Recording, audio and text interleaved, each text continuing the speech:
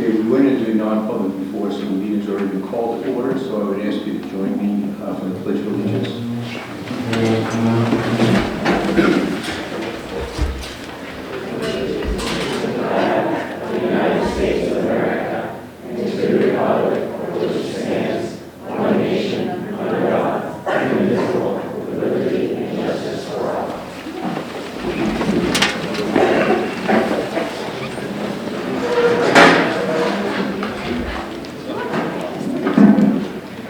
The first item on the agenda is agenda review. Anything to add?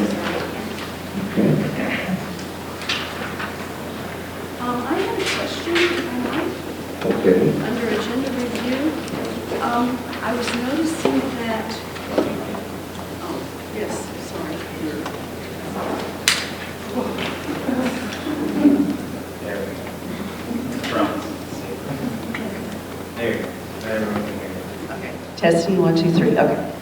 I was wondering, under agenda review, looking at closing activities, I see that item C, closing comments by board members, is not on the agenda. And I was wondering if that was an oversight. I asked for tonight because of budget presentation and all that, we just skipped that part. Okay, thank you. Okay, next is the New Durham student presentation. Hello, hello, good evening, and welcome to the Durham School. I don't know that I need this microphone, so I don't think I'll turn it on. I just wanted to give you a few updates about things that are happening here at school, since this is our one and only chance to host you, and then I'm going to turn it over to a few other people. Our enrollment is holding steady at 160 students from preschool through 6th grade. The staff is incredibly child-centered and hard-working, and it is a privilege to work with them every single day. We have, I feel like 2023-24 has really been a return to normalcy, finally. Our volunteer program and our PTO are more active than they have been in years. We have volunteers who are reading with our 3rd and 4th grades. We've taken several field trips already. We've gone apple picking, we've gone to the theater, we've learned how to orienteer in the woods. We're studying and measuring water quality. Our 6th grade parents have raised enough funds for our students to go to ecology school. It's the first time in 13 years of being a principal where this trip has been fully funded. And it's $365 per student, and it's funded. So great job.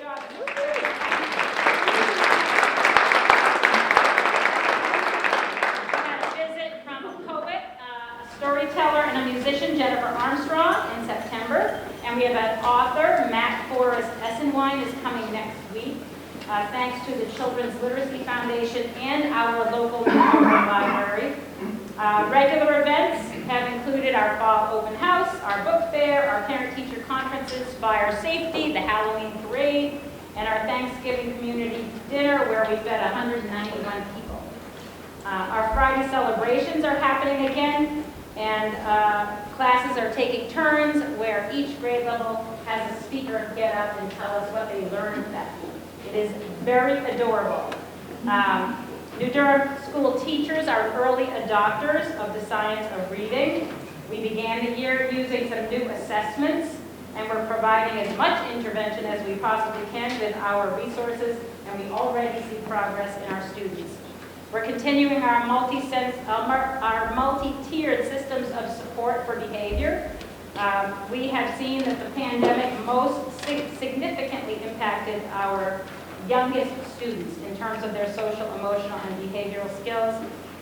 We offer Tier 1 classroom level practices like responsive classroom, weekly guidance lessons for preschool through 3rd grade, and health education for 4th through 6th. Our school counselor, Mr. Conley, and our student support center staff have added SEL centers to the 1st and 2nd grades as an additional support in Tier 1. We have some small friendship groups in Tier 2, and our counselor sees dozens of students on a weekly basis to provide Tier 2 and Tier 3 intervention. Teachers have been familiarizing themselves with a new math program, Eureka Squared. They're working with our district math coach toward better implementing that program. thank you for your approval of the surveys for the Let Grow research project through the Department of Ed and Boston College. We're going to begin the project in January, and Dr. Margaret Van Camp is going to come to our staff meeting and our PTO meeting January 9th. That brings me to tonight's presentation. So when Mary Schillereth became a school board member, she came over for a tour. And as we were walking around that day, I said, I would really love for our students to learn more about water quality, because water is very important to the people of New Durham. Fishing, water life, water recreation are all really integral to our recreation here in town. Effingham, Ossipee, and even Tuftonboro students have worked with the Green Mountain Conservation Group to do the same thing. So, to her credit, Mary took the ball and ran, and we met with Dr. Katie Hills and Michelle Craycraft in August to try to draft what this experience might look like. Michelle attended the Watershed Ecology Institute and the warm water tank trainings, and she used her connection to Robert Craycraft, similar name, who is a program manager for UNH Cooperative Extension and runs Lake Lay Monitoring Program, and he's an outreach educator. Then we pulled in a friend of Mary's, Letitia Hoas, a former science educator and volunteer, and Kayla Croto with Fish and Game. She's a watershed education specialist. And we roped Karen Beaverstock in 5th grade into the program as well. So the process is only beginning because this is the fall, but you are going to hear a little bit more about it tonight. So I'm going to turn things over to Dr. Katie Hills, and then she will introduce Mrs. Craycraft and her students. Come on up. You have to turn on the light if you want to see it. Might be on. Yeah, it is on. All right. Good evening. Tonight's student presentation is particularly exciting because it involves a learning experience that spans 2 grade levels and their specific competencies. Before I highlight their competencies, however, I want to take a moment to remind everyone that competencies are clear and specific learning goals for a given grade level or course. Using an example from a class we all likely took, the goal of driver's education is for students to become safe and effective drivers. But what does that mean exactly? It means students must show proficiency in the following 3 competencies to show that they are a safe and effective driver. 1, know and follow driving rules and laws. 2, know and effectively use the features of a vehicle. And 3, safely and successfully perform driving maneuvers. Each of these competencies has specific learning targets associated with them. For example, some of the specific learning targets for the 3rd competency include smoothly accelerating and decelerating, safely merging and changing lanes, and parking, pulling in, backing in, angle parking, and the dreaded parallel parking.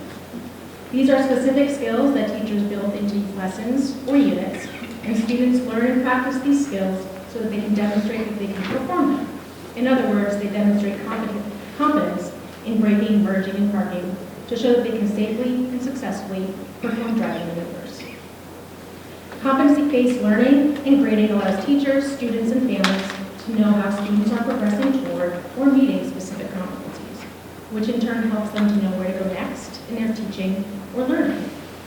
If you'd like more information on competencies, I posted a video on our CAA site from the Governor Wentworth webpage called What Are Competencies? I invite you to watch it, and as always, I'm happy to meet with anyone to discuss it in more depth.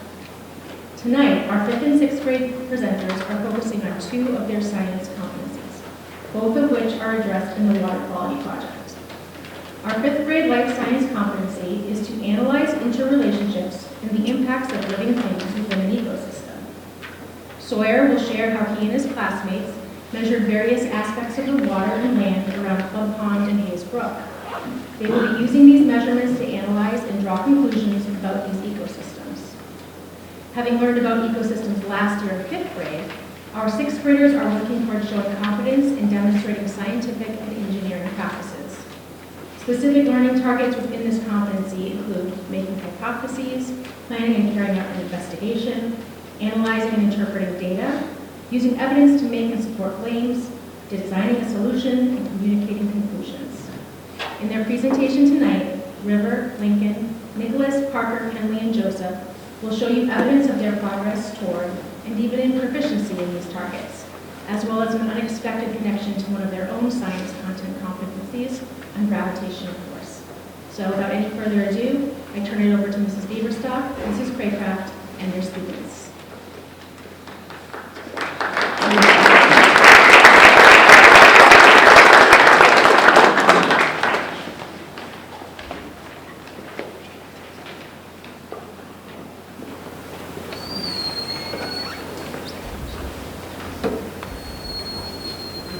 The 5th grade students went to Club Pond to study the ecology/water systems of Club Pond. The different stations were testing the dissolved oxygen in the water, the temperature of the water, the turbidity, the conductivity, and the pH level. To get the dissolved oxygen temperature, the turbidity, the conductivity, and the pH level, they had to stick it in the water for a minute. The 5th grade students really like to look at the pool microenvironment. We took the air temperature and wrote down main information from over a 24-hour period and that day. We looked in the water for bottom or benthic material and had to determine whether it was sandy, rocky, silt, or clay.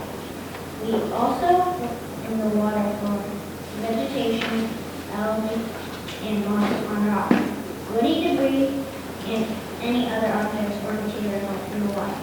The other station was to put a net in the water and kick at the mud for a minute to get the microinvertebrates in the net.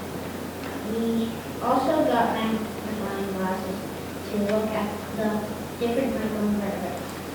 After we emptied out our nets into buckets with water, when we were looking in the buckets, we would use spoons to separate out the macroinvertebrates and sort them into categories.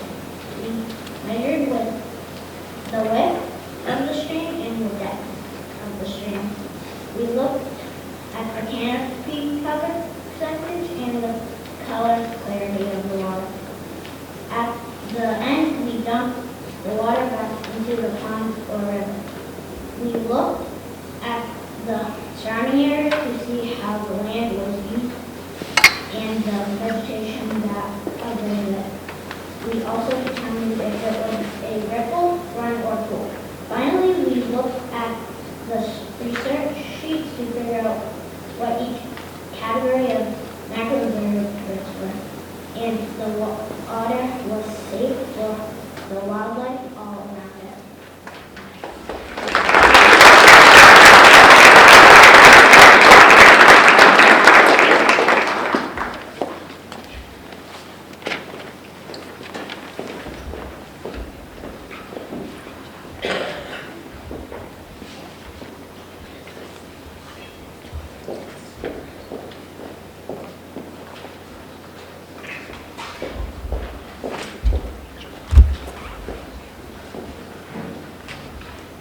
It's great to be here tonight. We are so excited to share our work on watersheds with you. This presentation is the result of hard work from the entire class. While 4 of our students are here, Nicholas and Joseph could not actually make it. I'd like to give special thanks to the generous support from New Durham school staff, parent volunteers, and guest teachers. I'd also like to specifically thank some people. Mary Schillerith, who helped us get this project running and who attended our field trips.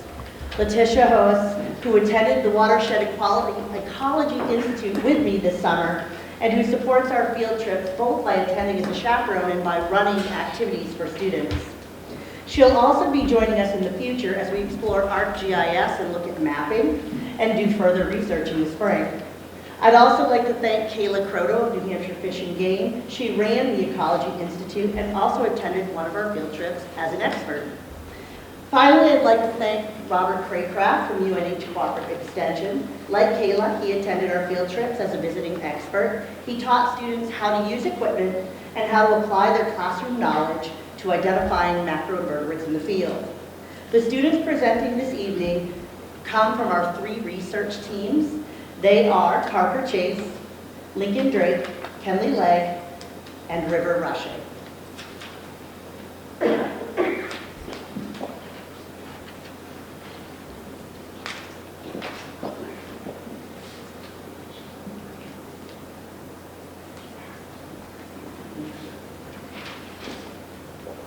Watershed ecology. What is a watershed?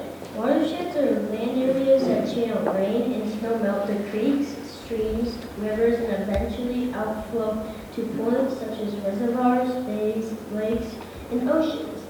Did you know that the largest watershed in the United States is the Mississippi River watershed, which drains 1.15 million square miles, or 31 states and 2 Canadian provinces.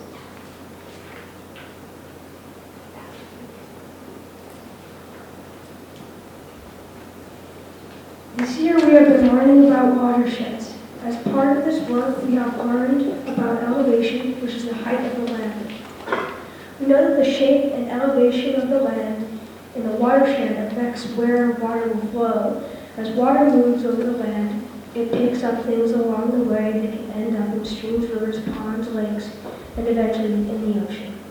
Material brought into the water can have a negative effect on water quality.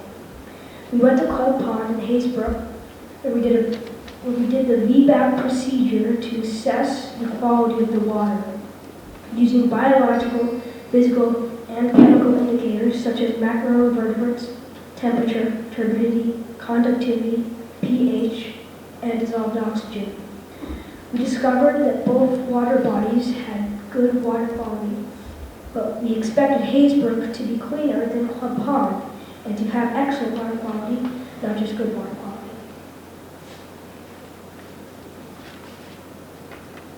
At Club Pond, it smelled terrible, and we observed dead snails around the edge of the pond. There was also a lot of silt and some decaying grasses at the outlet, where we collected our macroinvertebrate samples. This made us think Club Pond would have poor water quality. On the other hand, at Haysbrook, it smelled much better, and there were no rotting plants or dead animals. There was some color to the water, as well as some woody debris in the water, but all in all, it looked fresh and clean. So we were surprised when the VBAP score for Haysbrook was 4 4600ths in the Club Pond outlet, and for the Club Pond outlet, it was 4 3500ths.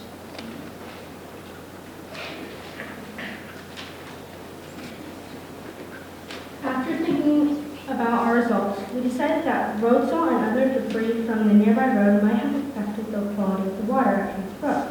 Since we tested downstream of the dirt road that passes over the brook, and the turbidity and conductivity were higher than at Club Pond, we wondered if the water quality would be better upstream of the road.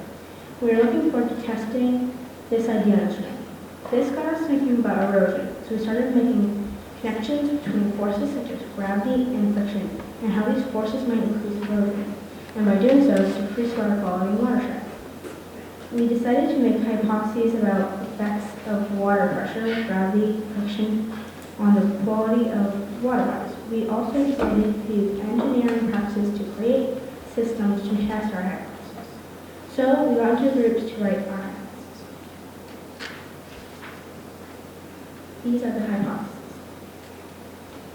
The faster water flows over the land, the more polluted the nearby water bodies will be. Because the greater speed of water, that will mean more force is affected to the land, so there will be more erosion.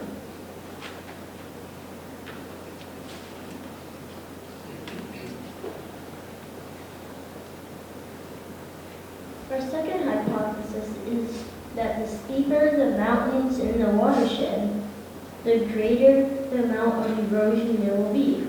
This is because there will be a greater force due to gravity and a smaller force of friction slowing down the water. Water quality will be worse in water bodies near steeper mountains than in those near less steep slopes. Because of the increased erosion, there will be an increase in turbidity and possibly conductivity. As the water flows, it will also pick up more materials from the land near the water, because it will be flowing faster. These materials could include debris and pollutants such as salts, oil from roads, fertilizers, and pesticides. Our third hypothesis is that due to gravity, materials placed uphill will flow down into nearby water bodies and will bring with it sediment and pollution in its path. This will happen more during heavy storm events. We also think there are ways to lessen this effect and plan to investigate that idea next.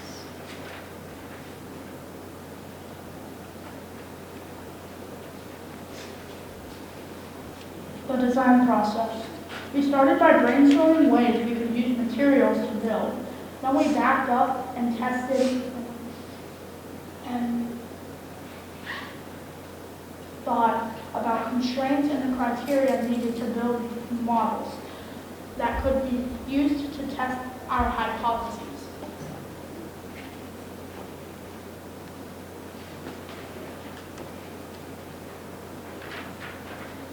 The criteria and constraints differed for each of our hypotheses. The group testing mountain steepness needed to meet the following criteria. 2 mountains similar in construction method and materials used. 2 mountains of similar height but that differ in steepness of slope. Made of a material that can erode but that will not easily fall. Ground cover on at least parts of the mountain to simulate ground cover in real life that would slow the flow of water downhill. Reusable so the test can be repeated. Constraints. Must fit in blue water containment unit. Can only use provided materials.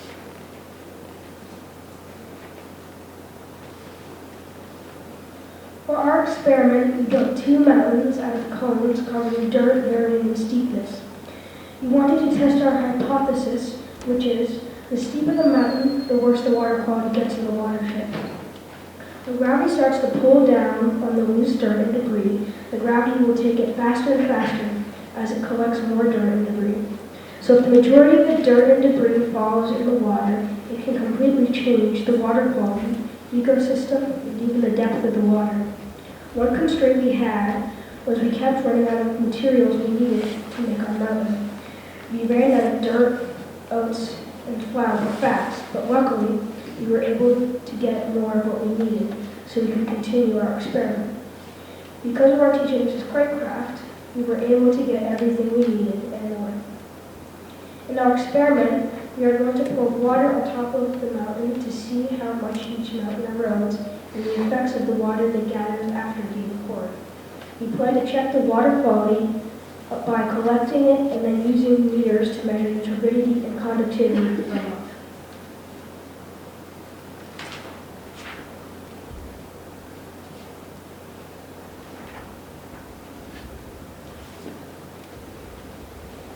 The group testing the hypotheses that the faster water flows over the land, the more erosion there will be, and the following criteria. A mountain that has spaces where materials can be placed that will run off during testing. Sand, salt, soil, colored sugar, etc. Reusable and be able to be washed and dried out between tests. A way to measure our results. Constraints. Must fit in blue water containment unit. Can only use provided materials.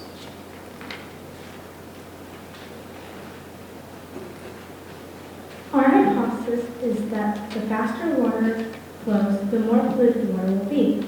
Building our model was a process. We started by building our mountain base, but soon we realized that it was just too big and wouldn't work. So we ended up removing the box we were using as a base and just left the top. Then we had to change our cover of the mountain because the tinfoil was too slippery and the dirt wouldn't stay on. So instead of the tinfoil, we ended up using fake grass, which dirt would stick on to. As we were trying to put the fake grass on, we tried using spray glue, but that didn't work very well. Then we tried using duct tape, but the structure looked very messy and clunky. So instead, we tried using hot glue and sun, which worked really well because it stayed on and worked. In order to test our hypothesis, we are going to use a water can with fast water and a water can with a filter for slower water speed. We are going to put some little trees, dirt, and some different colored sprinkles for some litter, like cans and bottles. Then, after we do each test, we are going to check the little indents in the table to see how much pollution came off the mountain. We probably should have made 2 different mountains to do the tests, but we didn't because we didn't have enough time or materials for the second one.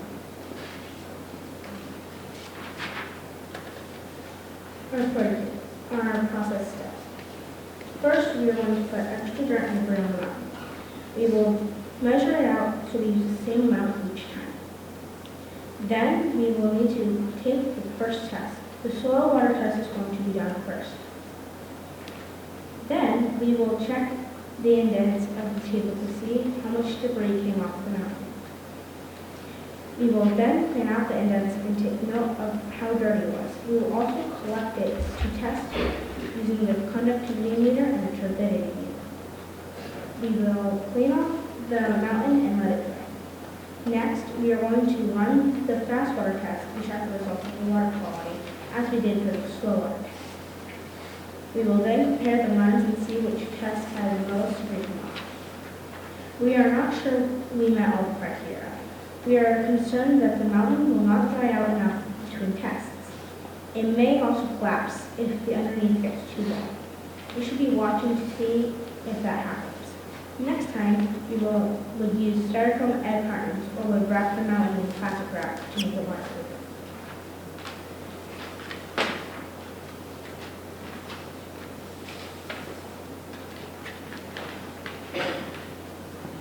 The group testing the hypothesis that due to gravity, materials placed uphill will flow down into nearby water bodies and will bring with it sediment and pollution in its path. Added a second hypothesis that more runoff will occur when a heavy storm than in a light storm.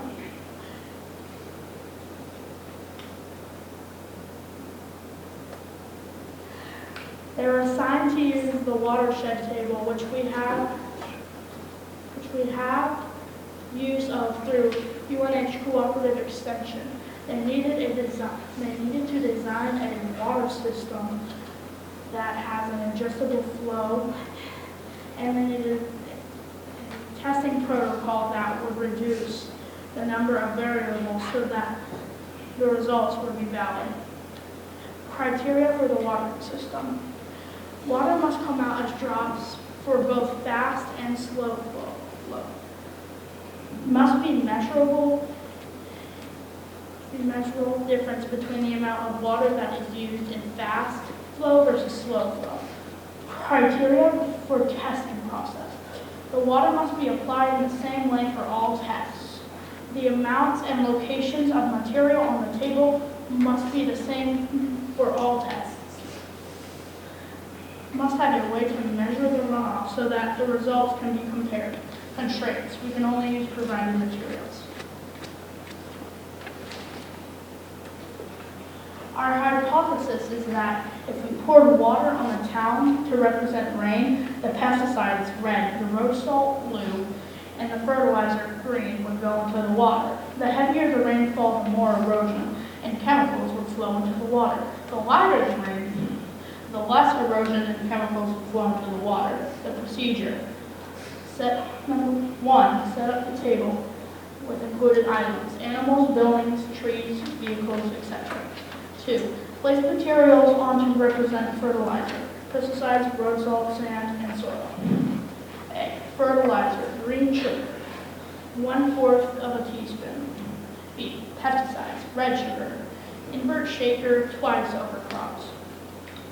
C, road salt, blue sugar, 1/4 of a teaspoon. Farm, 1 teaspoon of soil. E, construction area will have soil, 1 teaspoon, and sand, 1 teaspoon. 3, Pour water slow pace with filter in 3 passes, a count of 4 each, about 2 seconds.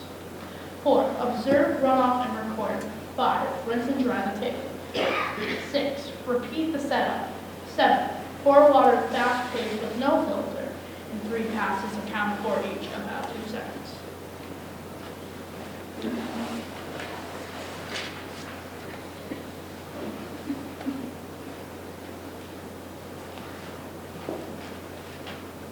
Our learning about the watersheds has also included research about macroinvertebrates, organizing data in tables, and learned how to use sheets to make graphs.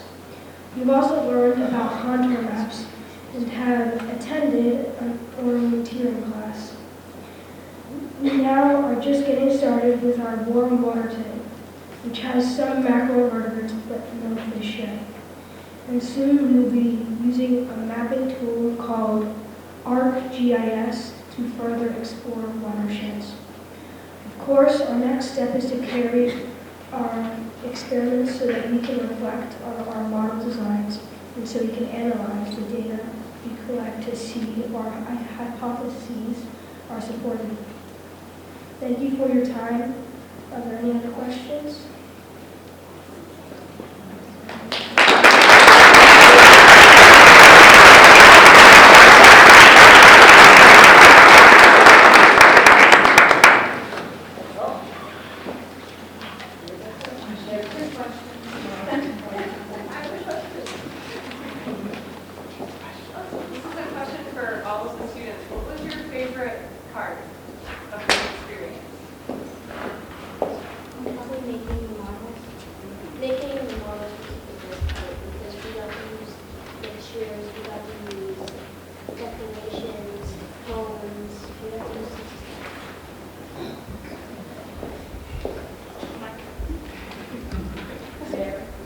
Our favorite part was designing and making the models.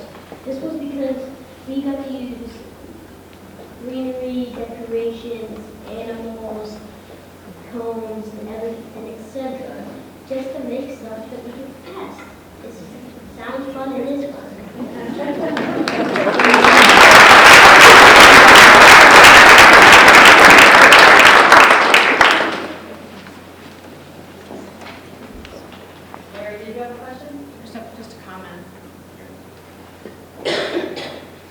There's nothing like a little serendipity.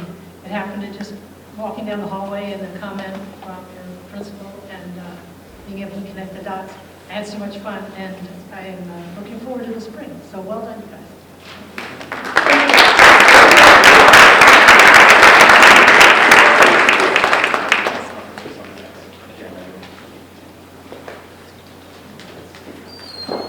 Thank you so much. Thank you. Terrific job.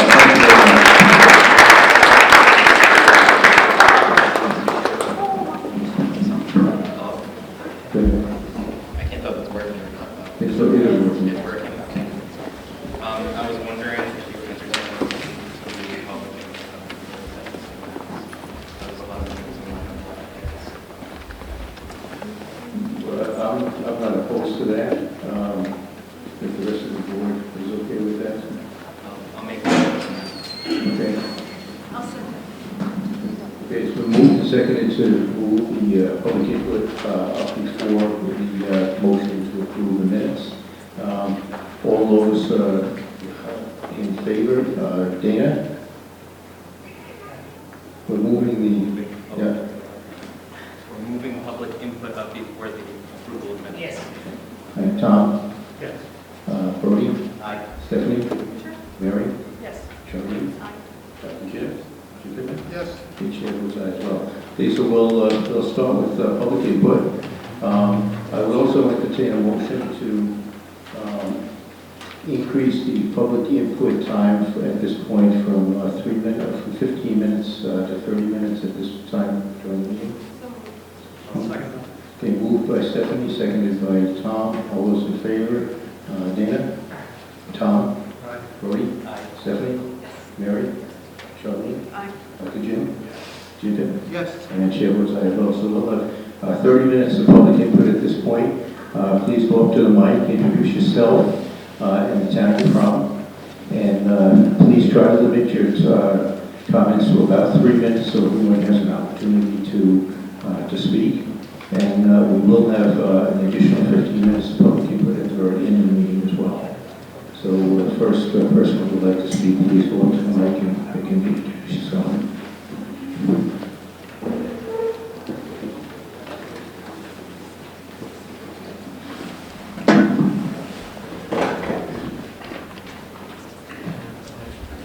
Hello.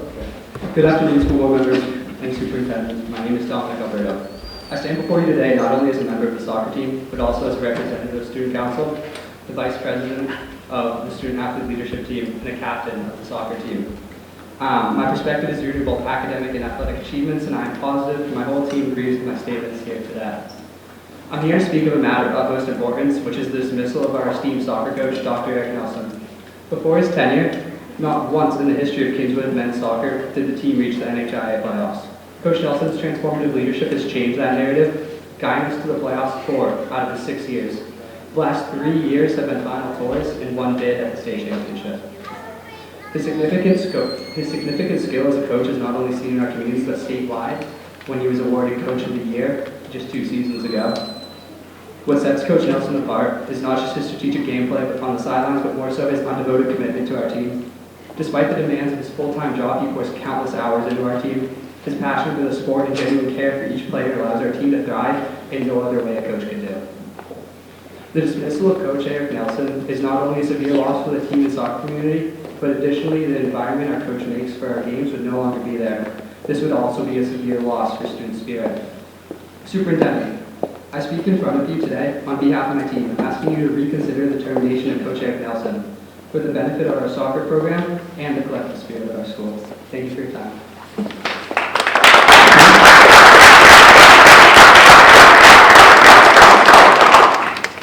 Good afternoon, school board members and superintendent.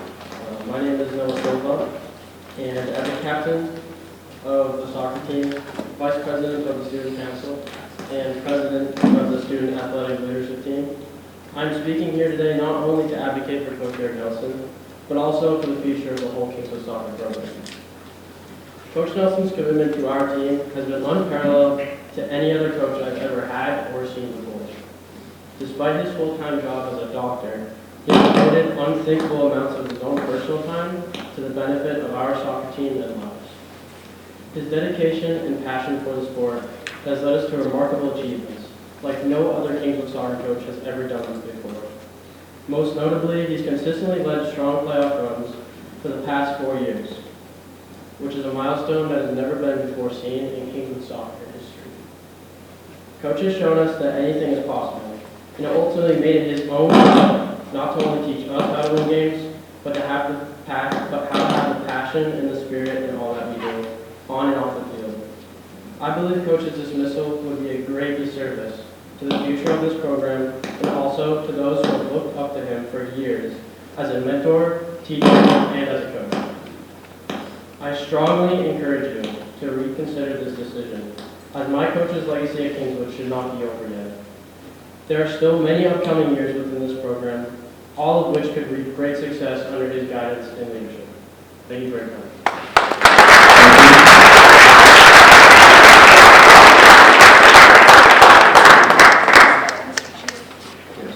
I didn't catch what towns the two gentlemen are from. Okay. Wolfeboro, where's the other student from? I go here. Well, I did go here. But I go to Kingswood. Okay.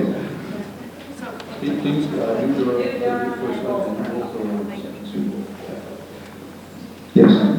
Amy Evans, Wolfeboro, New Hampshire. I'm here tonight to express my disappointment in the non-renewal of Coach Nelson. You don't see me here often.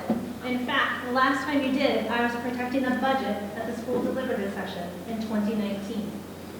My sons and I first met Coach Nelson 5 years ago when he volunteered his Saturday to support the middle school coach at an all-day soccer tournament.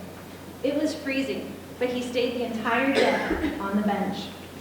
Not only am I a taxpayer, I'm a parent of 2 boys at the high school, community member, but I graduated from Kingswood. This is the type of coach all of us need here at Kingswood. He makes a difference in the life of my son with his expertise, with his devotion, and with his soccer knowledge. There's something rotten in the state of Denmark.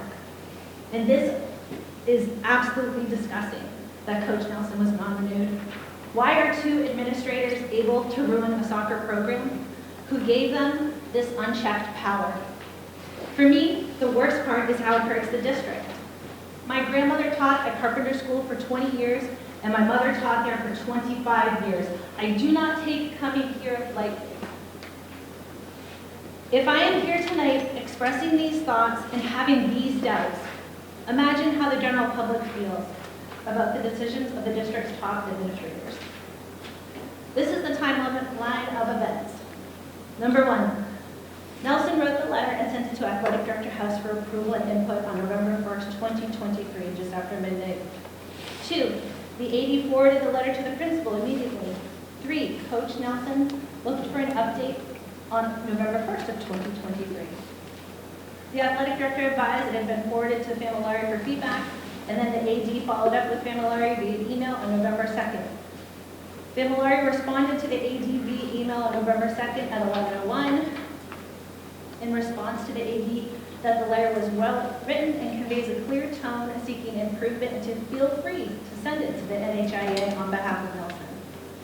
The AD forwarded Nelson's letter to Jeff Collins at the NHIA on November 2nd, citing that he and Familari supported Nelson's position and that they were not looking for anything more than raising the issue. Jeff Collins sends an email response to Familari on November 3rd of 2023 at 1:50, thanking Familari for conversing with him the previous afternoon and expressing his appreciation for Familari withdrawing his support of Nelson's position. He then opines and explains over the course of approximately 3 pages regarding the second policy violation concerns. Between 11:11 and the end of the business day on November 2nd, Familari had spoken with Collins, which appears to have resulted in a sudden alliance change. Familari's forwarding Collins' email to Carolyn Erikellian on November 3rd. At November 8th at 1:23, thanking her for the information about the soccer issue and that he had reached out to Collins. He advised that he and Collins would be discussing the situation following the NHIA finance meeting scheduled for the following day. Nelson is terminated verbally in a meeting with Familari and the AD on November 15th of 2023 by Familari. The termination is that his contract will not be renewed, a decision that was historically would occur in the spring. House refuses to terminate, and the termination decision was made by Familari. Nelson requests the termination's reason in writing, and Familari advised him to contact Erikellian. The reason given verbally for this termination was the letter Nelson wrote. Familari advised Nelson not to make the announcement of his termination until the banquet on November 28th of 2023. The termination discussion was centered around the letter to the NHIA, and Familari denied there was any other reason for the termination. Familari did not provide Nelson with a copy of Collins' email to Familari regarding Nelson's letter of concerns. Concerned parents met with Erikellian on November 21st of 2023. Erikellian stated that he was not fired for the letter, but for an issue that could not be discussed. She did advise parents that the termination decision was made by Familari. She explained that the banquet, which had originally been scheduled off campus, could not be held off campus because, according to Erikellian, it was not in the best interest of the children if they could not monitor Nelson at an off-campus banquet. Erikellian made inappropriate references about Nelson's character to the parents without providing details, and what certainly was an attempt to induce inference that there was something more nefarious in Nelson's history and behavior. That's all. Thank you.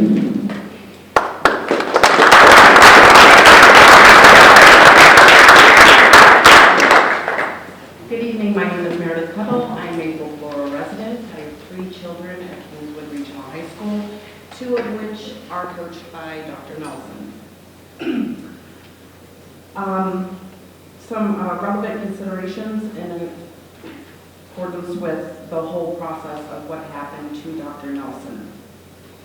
The letter to the NHIA expressing concern over policy violations by NHIA does not violate any district policy and is in no way an example of misconduct. The letter was sent after seeking authorization through proper chain of command. The letter was approved by the AD and principal and was forwarded by a direct supervisor with permission to do so. Per NHA RSA 98E, Nelson is not required to seek permission to send a letter expressing concerns over NHIA policy violations. Additionally, the statute guarantees public employees the right to express opinions and concern. Superintendent Caroline Arakelian and School Board Jack Whitmore violated RSA 98E. RSA 275E2 provides protection for public employees reporting violations.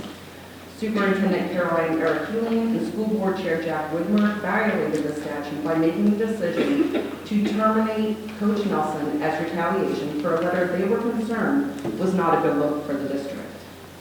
The district did not afford Coach Nelson the right of due process. Coach Nelson has no history of violating any district policies or standards of conduct as outlined in the Coach's Code of Ethics. There are no previous discipline issues documented in Coach Nelson's personal file. The standard of progressive discipline was not followed, regardless of the fact that Coach Nelson's actions did not violate any policy. Coach Nelson's evaluation was positive and recommended renewal. Conflicts of interest and undue influence are clear between the parties involved from the district school board and NHIA. Mr. Jack Whitmore violated the standard of ethics in RSA 91-A in getting involved in the issue as a school board member without authority and knowledge of the entire Governor Wentworth Regional School Board. Additionally, he used improper influence and acted unilaterally, colluding with Arakelian. Whitmore's role on the NHIA Council required him to recuse himself. However, he actively communicated directly with Dr. Arakelian and NHIA Executive Director, Mr. Jeff Collins. Initially, Coach Nelson was informed that this was a contract non-renewal and that he could still coach until the next school year.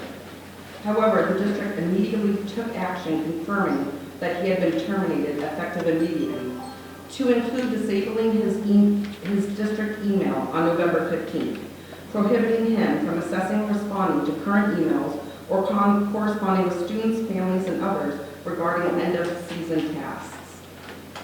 Additionally, Coach Nelson was mandated to return his keys. Per contract, only the superintendent can terminate and remove an individual from a contract. The ambiguity regarding contract non-renewal and termination is significant. Thank you for your time.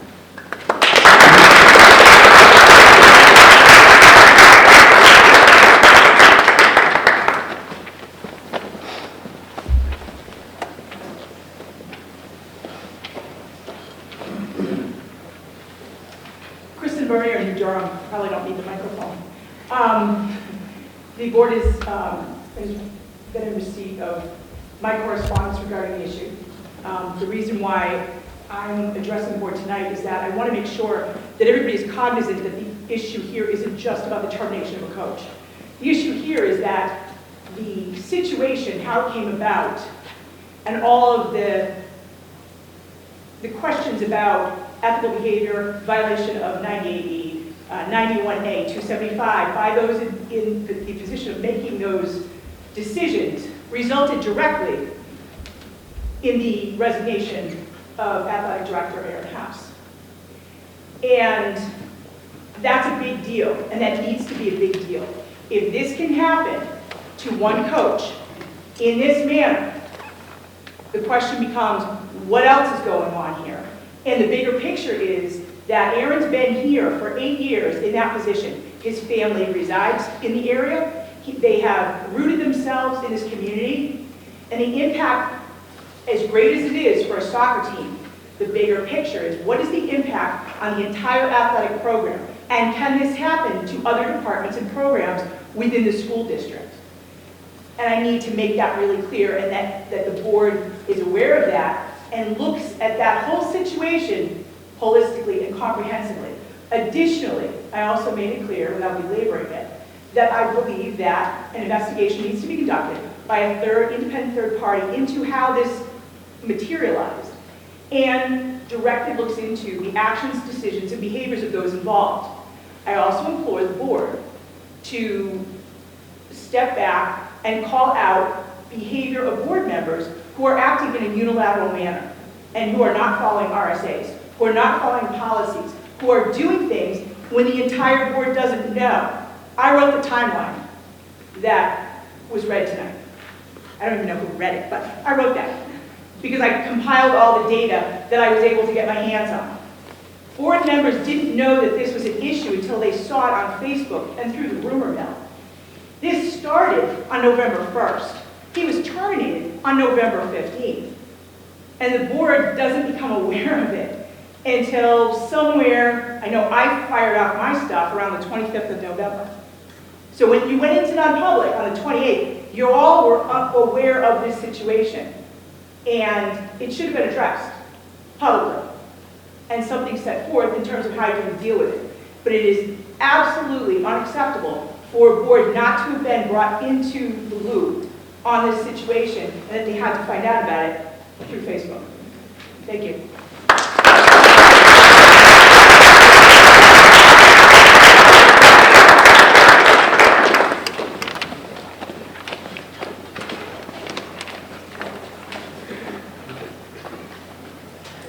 Good evening, and I apologize. I know this is more than 3 minutes, so if you have to golden hook me partway through, that's fine.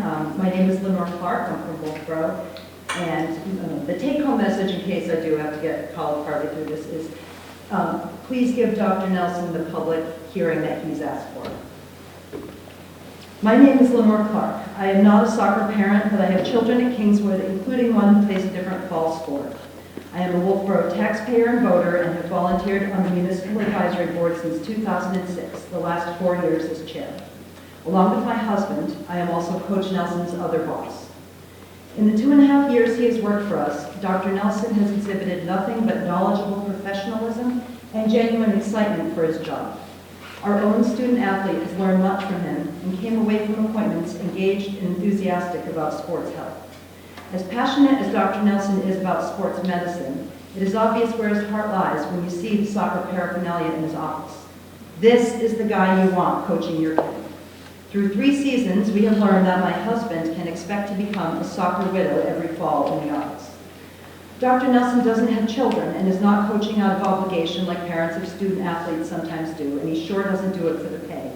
It is out of pure love for the sport and for instilling that passion and the skills to achieve success in the kids. Does that alone mean he deserves to have his contract renewed? Perhaps not. But when your incumbent coach has such passion and drive that he creates an individualized roadmap to success for each player, when that coach takes a team with a losing record and turns them into state semifinalists and or finalists 3 years in a row, has only positive performance reviews, receives the 2022 Coach of the Year award, and is endorsed by his athletic director, the student athletes, and their parents, yes, you renew that coach's contract. Coach Nelson wrote a valid and respectful letter to the NHIAA questioning violations of their own policies. I read the letter, and as our business's de facto communications director, who prides myself on diplomacy, I would have endorsed it if he had asked my opinion. He didn't, but he did ask his athletic director and Principal Famulari, the latter of whom stated in a November 2nd email to Mr. House, quote, "It's well written and conveys a very clear tone seeking improvement. If you wish to send it on his behalf to Executive Director Jeff Collins, you may feel free to do so." Mr. House then forwarded the letter stating that it was supported by himself and the principal. Director Collins bristled at the letter, calling it a, quote, personal attack in his reply to our principal. Shortly thereafter, Chairman Woodward discussed, quote, the soccer issue with Mr. Collins and with Dr. Eric Hellion, but apparently not with the rest of the school board. Mr. Famulari, who is in his first and presumably probationary year here, must have taken some flack from someone with authority because he suddenly recanted his support and told Mr. House to fire Coach Nelson. As I understand it, when Mr. House refused, the principal then called them both into his office and did the job himself, leading Mr. House to resign in protest. Now, if your policy states that the school board only oversees the superintendent position, who then has the authority to hire and fire staff, or to direct others under her to hire and fire staff, as we were told by Dr. Ariel Kellyan in a previous meeting, then the chair should not have spoken with staff about the status of the coach's contract. He should not lend his personal views of the coach or his actions, and certainly not the NHIAA directors, executive committees, or the soccer committees. Does he represent the NHIAA or the Governor Wentworth Regional School District and its voters? In 17 years on the municipal board, I have learned a lot. I understand a town board is not the same as a school board, and your budget is a heck of a lot bigger than mine, but there are definitely overlapping ethical guidelines. As a board member, whether elected or appointed, can serve on multiple boards or committees, which can serve the community in a lot of ways. But that board member needs to be clear about which group they represent in any given instance. I watch the Board of Selectmen on community TV when I can, because the board, which I chair, occasionally gets consulted, and it helps to have context. So I watch the selectmen when they individually recuse themselves whenever they are deliberating a matter that's related to a subcommittee on which they serve. It seems to me that what happened to Coach Nelson, the fact that he was fired, the reason he was fired, and the fact that it may not have been truthfully disclosed to him, and the way he was fired, was collectively a pretty serious breach of ethics. In his meeting with Mr. Famulari and Mr. House, Coach Nelson asked if there was any reason besides the letter to the NHIAA, and he was told no. But in our meeting with the superintendent, we were told there was more to this story. Now, with my private citizen taxpayer hat on, if I didn't know Eric, I would actually like to believe that because it would make more sense. But with my Eric's other boss hat on, there's no part of me that believes that he did something so egregious as to deserve being fired from this job that he loves and that he's good at. I believe in due process, and I believe our taxpayer dollars should not be wasted on litigation because it wasn't followed. Thank you very much.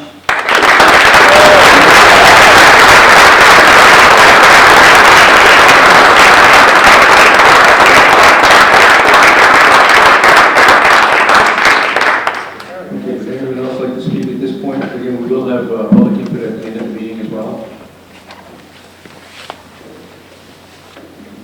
Okay, we'll take one more and then we'll move on with the rest of our agenda. Hi, I'm Erin Daggett. I live in Brookfield.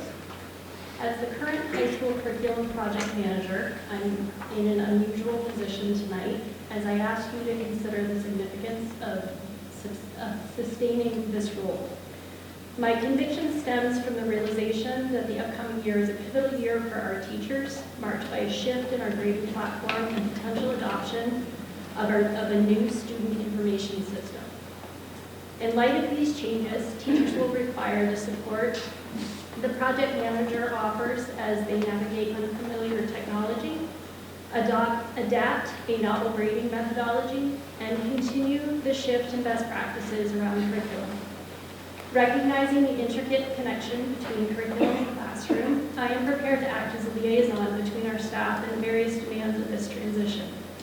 The project manager role enables teachers to focus on their primary objective, the students.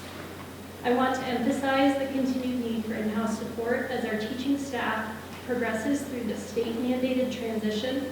This position was established to provide such support, making it imperative that we retain this role to assist teachers during this critical transitional period. Thank you.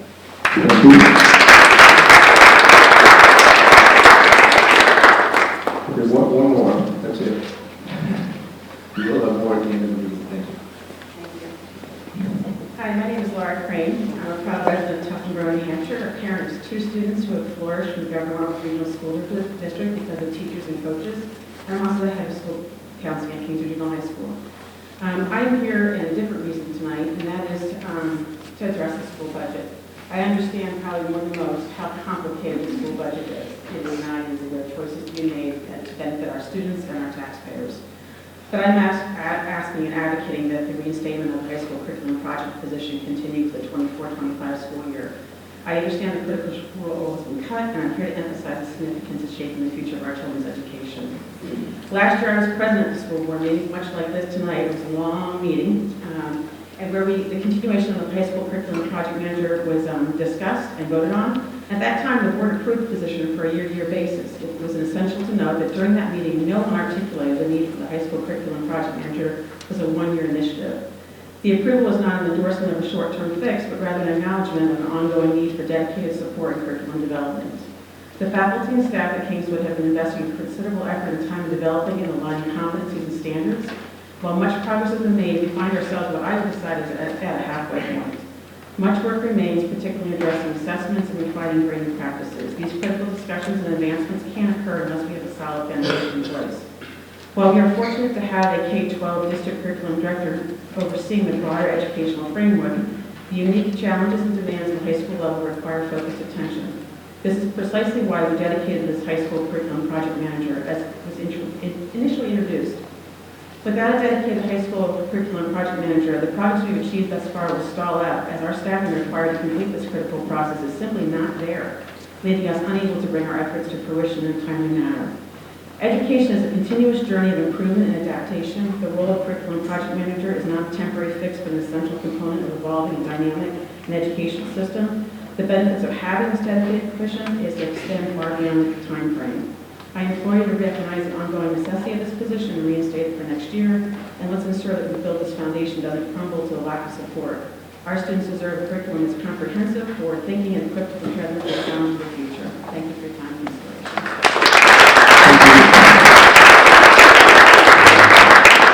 Okay, thank you all for coming, and thank you for your comments tonight. We're going to now move on to the rest of our meeting.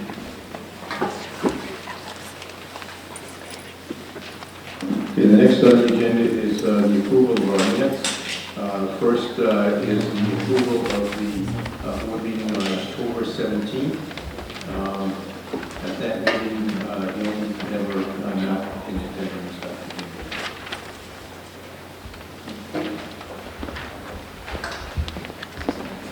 I can't hear for some reason. I don't know why. That's good. I'm going to make a motion to table the meeting minutes for October 17th, and the reason being there were edits, and I didn't realize I was supposed to get the edits to the district office, but there's still some continual edits that I'd like to have made, so these minutes can be in accordance with policy DEDG. Okay, so it's been moved to table the minutes for the 17th. Any second on that? I'll second that. Okay, Charlene will second that. Okay, all those in favor of tabling the minutes for the 17th? Dana? Tom? Yes. Brody? Aye. Stephanie? No. Mary? Yes. Charlene? Aye. Dr. Jim? And I'll approve the tabling the minutes as well. Okay, so let's move on to the minutes to the district office. Yes, thank you. Okay, the next minutes are for the school board meeting of November 6th. I entertain a motion to approve the minutes of November 6th. So moved. Moved by Jim Goodman. Second. Second by Dr. Jim. I have Edits. Yeah, I have some. You can go first, right? Go ahead, Charlene. Where the mic? Oh, yeah, I'm sorry.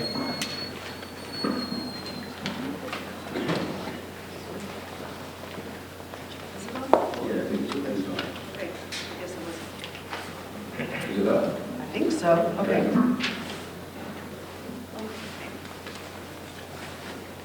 All right, if I could direct everyone's attention on the November 6th minutes to page 4, under the LRTC automotive information discussion. Yes. Under discussion, I'd like my name spelling corrected to S-E-I-D-E-L. And then moving on to committee reports for academic affairs. Line 2. Let's see. Oh, yes, line 2. I believe the word concession census. As I will describe the process of the policy, she noted that revisions agreed upon by concession, but I believe the word I used was consensus. Okay. And if we look at the second motion. I seconded it, and my name is S-E-I-B-E-L. Okay. And, Consistent. Correct. well, sometimes it was spelled I correctly, know. most of the time. And then, under the next part where it starts, Mr. Whitmer presented policies, I believe that should actually be Ms. Seibel and not Mr. Whitmer. That's correct. I think they said you want to make a motion to approve them as a block. But you were chair of that committee, so that's Well, perfectly fine. Yes, thank you. And then again, going down to the next batch, it was I, not Mr. Whitmer, who presented the next batch. Okay. And last but not least, if we look on page 6 of 7, under closing comments, and I'm not complaining about the transcript, the actual transcript of my exchange with Mr. Whitmer. I think it's great that was in there, but this is a significant departure from our past practice to include that. What we usually do is have a brief, statement as we usually do in minutes. And I was just wondering, since you and Kathy included a transcript of my comments, if that is a new protocol, I was wondering why you didn't include a transcript of board member Shore's closing comments. And I looked through, I reviewed the minutes policy of BEDG, and it doesn't specify how to, provide the minutes, but because this was such a significant departure from the way we usually get our minutes, I was wondering if the board needs to vote to adopt this new protocol, and if we are going to now provide complete transcripts of closing comments, shouldn't it be consistent throughout the minutes? Would you be opposed to changing the minutes to reduce yours to a similar comment that I'm sure is down below? I'm not asking for that. I'm actually thrilled that the entire transcript is there, but I also feel as if we should be consistent, and perhaps, there should be a transcript provided for Mary's comments. The superintendent has an answer. Thank you. So,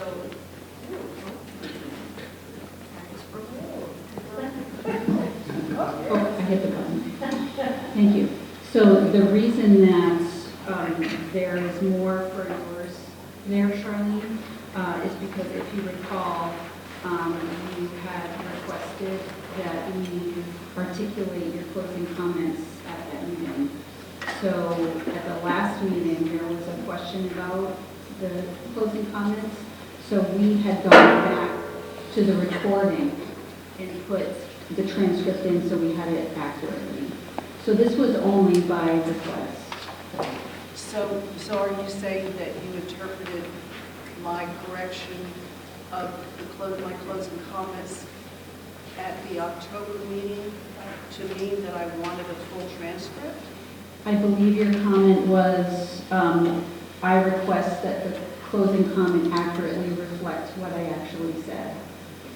So we went to the recording and made sure that it accurately reflected exactly what you said. Okay, well, I was not asking for a full transcript, but as I think you recall from the October meeting, Brody also brought up the fact that my closing comments had not been identified. I was not identified, and that it was a very short and I felt inadequate capture of what I had said at the October meeting and at BPAM. So I apologize if you construed that to mean that I wanted a full transcript every time I made comments. But by the same token, I am very happy that you chose to do that in this particular case. However you'd like us to reflect on this, how we will do it. I found my two ones. The first one is on page 2 under the motion to table the minutes for October 17th, 2023. It says, Mr. Deshay stated that the discussion was not in compliance with policy EDG. I stated that the meeting minutes were not in compliance with policy EDG. So not the discussion, but the meeting minutes themselves for October 17th. Change that. And then the other thing was on page 4, regarding the acceptance of a donation. It said Mr. Deshay stated that monetary value is not required for a hearing. I'd like included because I think that's pretty limited in what I was kind of sharing. And in his opinion, We don't know. I'm sorry, could you just let us know where you're reading? Under the LRTC. yeah, so page 4 under the LRTC automotive donation. Cover 6. Yeah. It says Mr. Deshay stated that monetary value is not required for a hearing. And I'd like also added, and in his opinion, my personal opinion, the hearing may only be required with a cash donation. That was with some of the research I did with the School Association. That's my personal opinion. I'm speaking on behalf of the board. So that's all. Okay. Thank you. We'll make those corrections. Okay, any other comments on the November 6th board meeting minutes? Okay, all those in favor? Dana? Yes. Tom? With corrections, obviously. Brody? Aye. Stephanie? Yes. Mary? Yes. Charlene? Aye. Dr. Jim? Yes. Jim Pittman? Yes. And I approve as well. Okay, let's move on to the next set of minutes, which are the November 14th meeting at Crescent Lake School Finance Committee meetings. This is on the 14th, 15th, and 16th. On the 14th, members present for the team were myself, Tom Bickford, Jim Pittman, and Mary Schillerup. This was a presentation by the business administrator, the principal of the middle school, principal of high school, the principal of the vocational school, and Katie Hills made their presentation. The board members that were in the audience were Dina Streeter and Brody Deshay. Any changes on those minutes? Do I hear a motion from either Tom, Jim, or Mary? To approve. I'll make a motion that may be approved. Okay. Second. All right, moved by Tom, seconded by Mary. All those in favor of approving the finance meeting of November 14th? Tom? Yes. Jim Pittman? Yes. Mary Schillerup? Yes. And I will aye as well. Moving on to the finance meeting of November 15th. Same members of the committee were there, along with Brody, Stephanie King, and Aaron Emmer were there in the audience. This was a presentation by the principals of the elementary schools, all 6 of them. Any information, corrections, omissions, or amendments? Would I to accept? Okay, moved by Jim Pittman, Second. second by Mary. Okay, all those in favor of approving those minutes of the finance meeting on this 15th? Tom? Yes. Jim Pittman? Yes. Mary? Yes. And I vote aye as well. The finance meeting on November 16th. So again, same team members were there, along with Paul Mikowski, our IT guy, Kelly Master, leader of the special education program, and Brody and Stephanie were in the audience. Any changes on these events? Okay, motion to accept. By Mary. Second. Seconded by Jim. All those in favor? Tom? Aye. Jim? Yes. And Mary? Yes. And I will vote aye as well.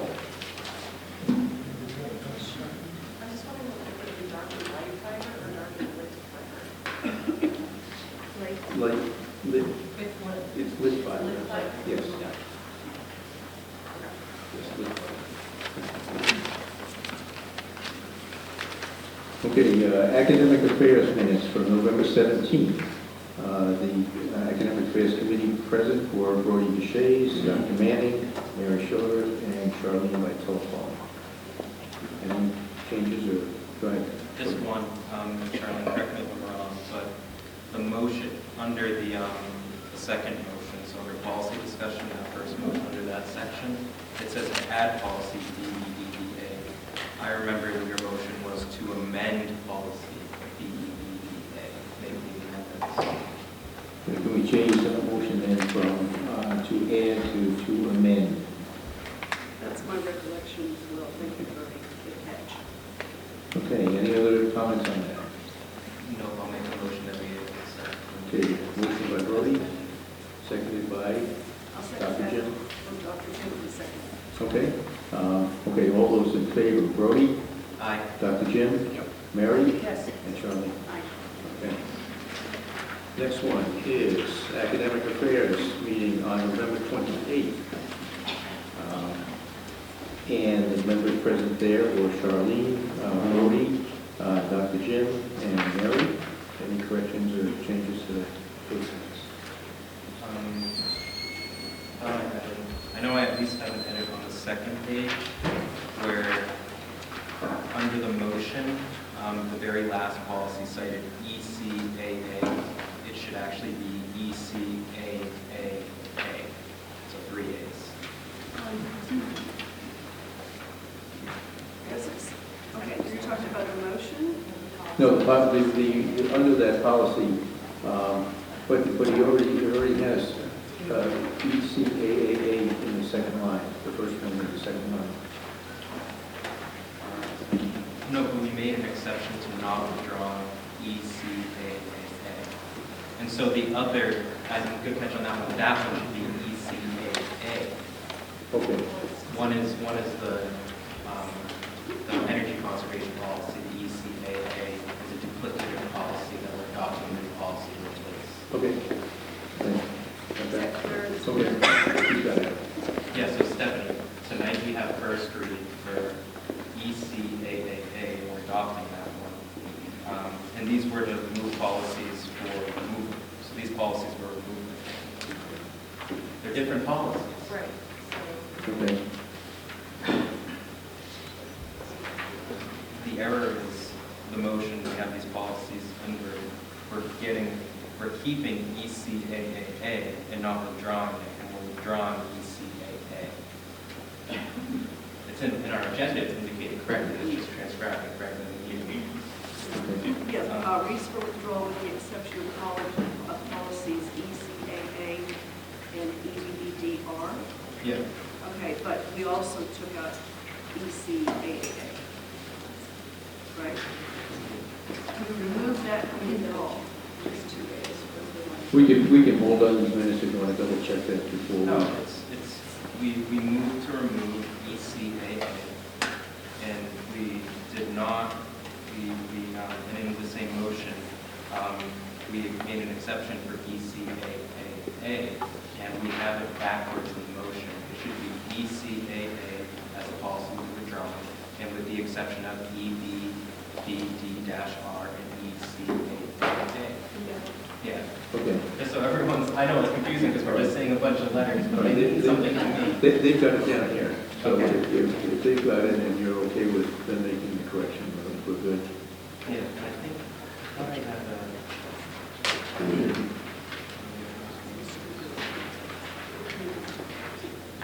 no, that's not the right meeting minutes, I'm sorry. I had, there was another edit I had to go to, and I wanted to remember about this.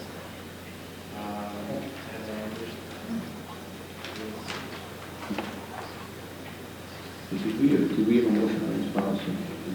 I'll make a motion that we accept the meeting minutes As amended? Yeah, as amended. All right. Dr. Jensen seconded that. All right, then all those in favor of accepting the November 28th academic affairs meeting as amended? Charlene? Yes. Brody? Aye. Dr. Jim? And Mary? Yes. Okay. That was a good catch, thank you. All right. All the ECAAs. Okay, the next minutes are the non-public meeting for November 28th. And the members present at that meeting were Tom Vickers, Brody Shea, Stephanie King, Jim Manning, Jim Pittman, Charlene Seibel, Mary Schiller, and Mary Whitmer, and absent was Dana Studer at that particular meeting. Any corrections or changes to that? Just a spelling error. I move to Okay, moved by Stephanie. Second by Jim Pittman. Okay, all those in favor, you can abstain, Dana, because you weren't here. Tom? Aye. Brody? Aye. Stephanie? yes. Mary? Yes. Charlene? Aye. Dr. Jim? Yes. Jim Pittman? Yes. And I vote aye as well. Okay, and the last thing to approve right now is going to be the manifest for this evening that are being signed. The manifest for accounts payable being signed are $1,584,502.35. The payroll manifest being signed, $1,999,467.03. The total manifest being signed tonight, $3,583,969.38. May I have a motion? So moved. Moved by Jim Pittman. And second? Second by Dr. Chen. Okay. All those in favor of approving the dollars for the manifest being signed of $3,582,969.38. So by saying aye. Dana? Yes. Tom? Yes. Brody? Aye. Stephanie? Yes. Mary? Yes. Charlene? Aye. Dr. Jim? Aye. Jim Pittman? Yes. And myself, I vote aye as well. All right, we've already done public input.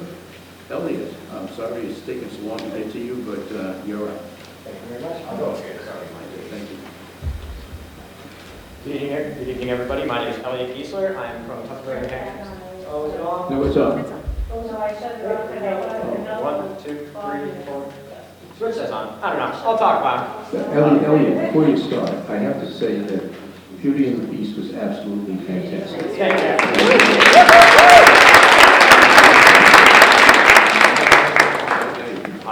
So for those of you who don't know me, my name is Elliot Giesler. I am a senior at GWRSD High School. I'm a resident of Tuckerberry, New Hampshire. I'm going to start tonight with something that was given to me by Mr. Myers, the head of the Social Studies Department, a couple things he wanted me to cover. The Student Council coordinated our annual Thanksgiving Day drive at the high school, donating over 40 Thanksgiving baskets to our local food pantries. Some baskets contained enough food for an entire week. Also within the Student Council, our Wish Upon a Star program is just getting started with over 150 stars available for students and staff to take and purchase gifts for children and seniors in the GWRSD community who are otherwise unable to provide for themselves. The Social Studies Current Issues classes have had guest speakers in recent weeks to help further students' interest and understanding of key events and issues. Miss Murray DeCarmo's class, the Global Citizenship class, had Diane and Jim Foley, the parents of journalist James Foley, in to speak on the importance of Jim's legacy, which includes the value of moral courage and a compassionate commitment to the freedom for Americans taken hostage abroad, freedom of the press, and protection of journalists. Mr. Myers' Current Issues class had immigration attorney Taylor George in to share with students the challenges migrants face when seeking asylum in the U.S. Students were involved in a class simulation as asylum seekers, and the information shared was critical to their understanding of the complexities in our immigration system. Moving on, something that maybe some people aren't familiar with, the mentoring program at the high school is going to have their second meeting of the year this Thursday. For those of you who don't know what that is, in the mentoring program, freshmen are paired up with an upperclassman to help them navigate their new high school life. The students together play games, they do activities, and they, socialize with each other to help the bonding experience and to give those underclassmen an opportunity to get ingratiated into our school's culture. Many former mentees end up becoming mentors. I myself have been a mentor for the past 2 years and find the program to be incredibly helpful for those who maybe aren't quite sure how to navigate their new surroundings. National Honor Society is starting their Kingswood and Kids program. For those of you who don't know, Kingswood and Kids, every Saturday morning, the members of the National Honor Society host games, they have crafts, and they socialize with members of the elementary community within our school district. They had their first weekend last Saturday, and these will continue through March. I myself am a part of it, participated last year. Another program that I find to be incredibly valuable for our community. Moving to the arts department, the high school had its winter concert on Friday. The middle school is having theirs this week, and the elementary schools are having theirs through the rest of the month. As we already talked about, Kingswood Theater's Beauty and the Beast has just wrapped up a couple weeks ago. This was by far our most successful show we've ever done. The theater department raised over $20,000 with this show. It was the most tickets we have ever sold for a show. And we are now moving into our production of Shakespeare in Love for our festival circuit. We are coming off of a year where several students won individual awards for their excellency in their craft, and the entire show was named the state champ. Moving to the...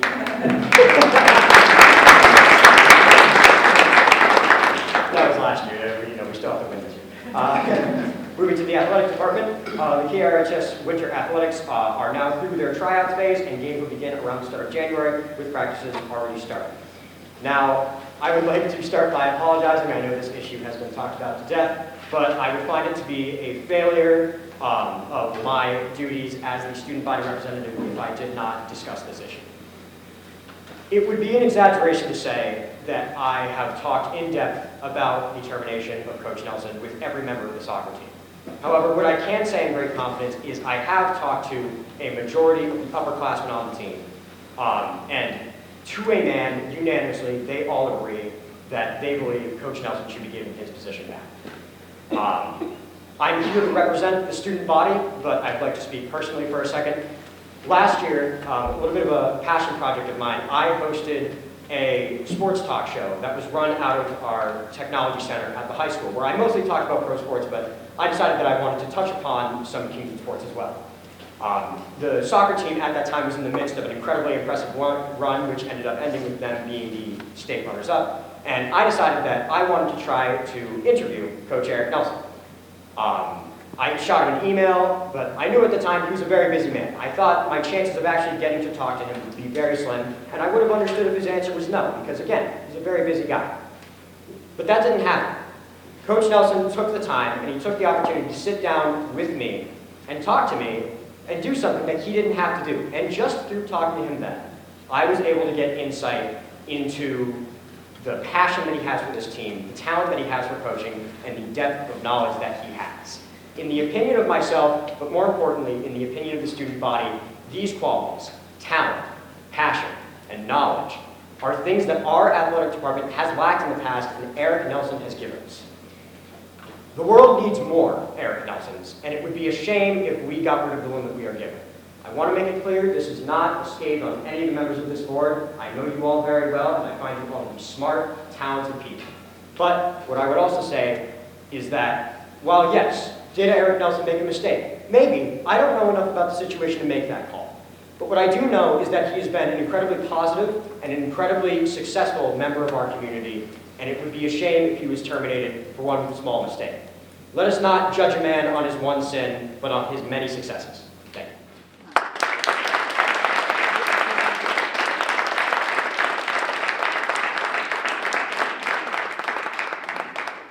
Thank you, Elliot. Appreciate that.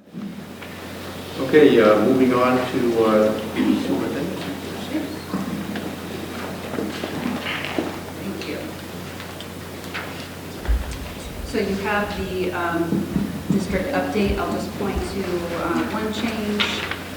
The calendar this year has been approved with one change because the New Hampshire primary was announced. Governor Wentworth schools will be closed on January 23rd, 2024, originally estimated to be February 6th. So we'll close on February 6th and be out of school on the 23rd for the primary. Next, going down the agenda. So American Education Week appreciation. I just wanted to mention November 13th through 17th was American Education Week. So we shared our gratitude and thanks for all of our teachers and staff. Next, school calendar for 2024-2025. So in your packets, you have the proposed calendar for next year. You'll see here that we've allowed space for schools to be used for voting. It's 3 days next year. It is September 10th,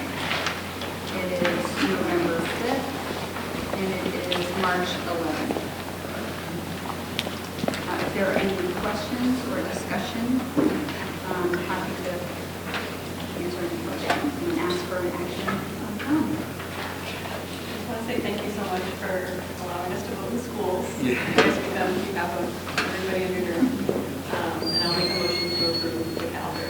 I'll second. It has been moved by Stephanie and seconded by Brody. Any changes, additions, or changes to the calendar? I think it looks great the way it is. Okay, let's approve the calendar for 2024-2025. All those in favor? Dana? Calendar. You're voting. You voted. May I speak loud? Need to speak loud since I hear the vote. Because you hear your Oh, I'm sorry. voting yes. I'm sorry. Tom? Yes. Brody? Aye. Stephanie? Yes. Mary? Yes. Charlie? Jim? Yes. Jim Pittman? Yes. And I vote aye as well. Good that the calendar is in place. Thank you. Thank you. Next, superintendent goals. So I brought these goals to the board last month. We had one request for an edit, and you have the edit there in blue. Thank you for that edit. Thank you. If there's any other question or discussion, this would require an action as well. I want to thank you for sending them to us before giving us the opportunity. My pleasure. Just an error last month. Thank you. Okay, I have a motion to approve the I'll make a motion. Or if you want to make a motion, No, I had a question, so. I'll make the motion. Okay, motion by Brody, seconded by Jim Pittman. Official. Do you want me to talk about it later? Just talk about it. Okay, I can do that. My question was, if you look at, on page 1, superintendent goals under safety and security, the point 1, I was wondering why it is capital B board and then in parentheses S. Are there more boards that we're talking about? No, thank you. Thank you for bringing that up. So these are just the indicators that are part of the superintendent competencies required by the state. So that's just the language from the state competencies for superintendents. So some superintendents have several boards, more than one board, so that's why that's there. Oh, for example, us in Middleton. It could be. Yes. Yeah. Okay, got it, thank you. That's all I had. Okay, any other comments? Okay, all those in favor of approving the proposed superintendent goals as amended? Dana? Yes. Tom? Yes. Brody? Aye. Stephanie? Yes. Mary? Yes. Charlie? Aye. Dr. Jim? Aye. Jim Pittman? Yes. And Chair votes aye as well. Thank you. Thank you. And the final item is the preliminary budget presentation, and I will turn this over to the head of our finance committee. I just want to say first, it's a long process at the building level, and I want to extend a thank you to all of our teachers who bring forward proposals, to principals and department heads, and then the proposals that they make, their hard work to bring that forward to the finance committee. And then especially, we could not do any of it without our business administrator, Pascal Glennis, who doesn't want the spotlight, but I'm just going to say good job. We'll turn it over. So, and thank you to our staff who came and advocated for the positions tonight. Is this different from the one in our packet? No. No, it's the same one. Okay, well, we'll take just a couple of minute recess, and we do have some extra copies of the budget if some people would like to have them.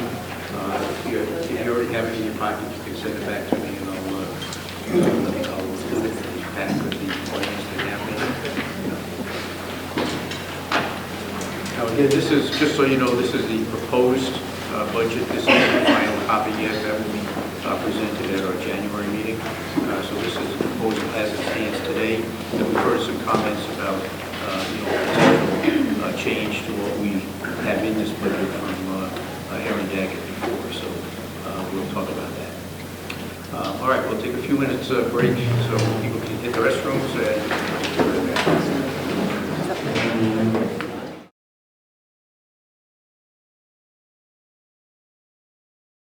the red lights on. Okay, we can start with the budget presentation done. So you know the process we go through. The budget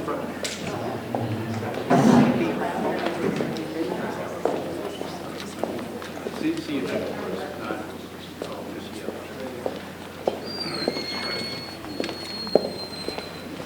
one on? Okay.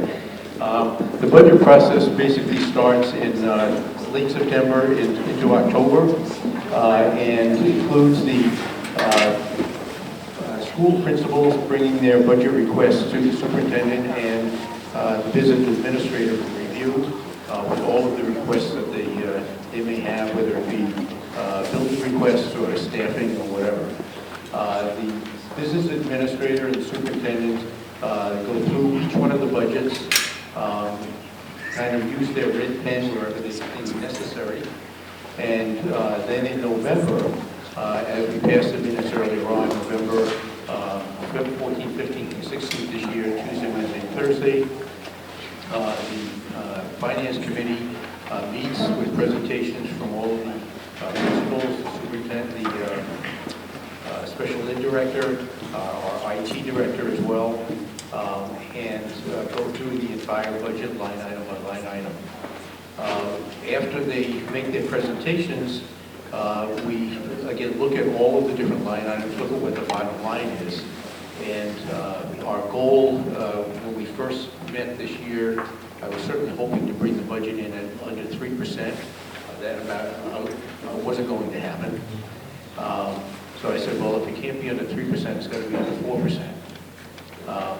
So what we did was we scaled down and we eliminated almost everything we could possibly eliminate from the center section of the budget. As you know, our budget is made up of mostly staff members, which is 75 to 76% of our total budget.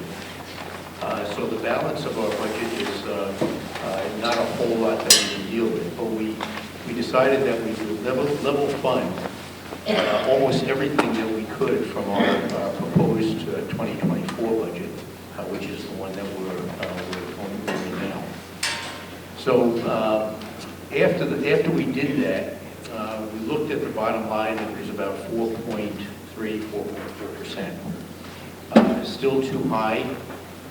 So we made the decision to potentially eliminate some other items within the regular expense part, and we talked about potentially eliminating or not funding the curriculum project manager position for this coming year.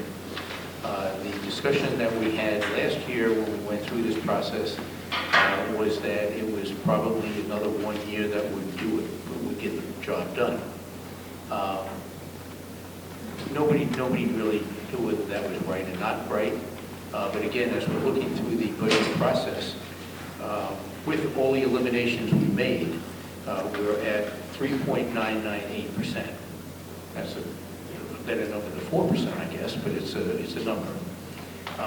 Dr. Katie Hill's made some very compelling arguments for keeping the position, that it's really something that we should continue.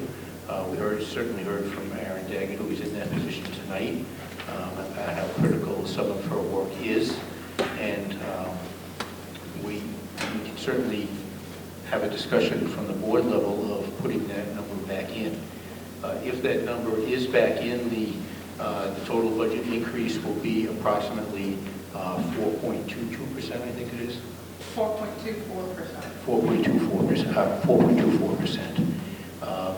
So that's a discussion that I'd like to have from the board standpoint. Right now, the budget is the total budget bottom line is $63,259,351. That includes the $150,000 special warrant article for maintenance that we do each year. We had hoped to put that back up to $200,000 this year, but that, again, trying to keep the bottom line as best we can to the taxpayers. We're leaving it at $150,000, and the turf field reserve of $60,000, which comes out of undesignated funds from the prior year. So that's not new taxes to be raised.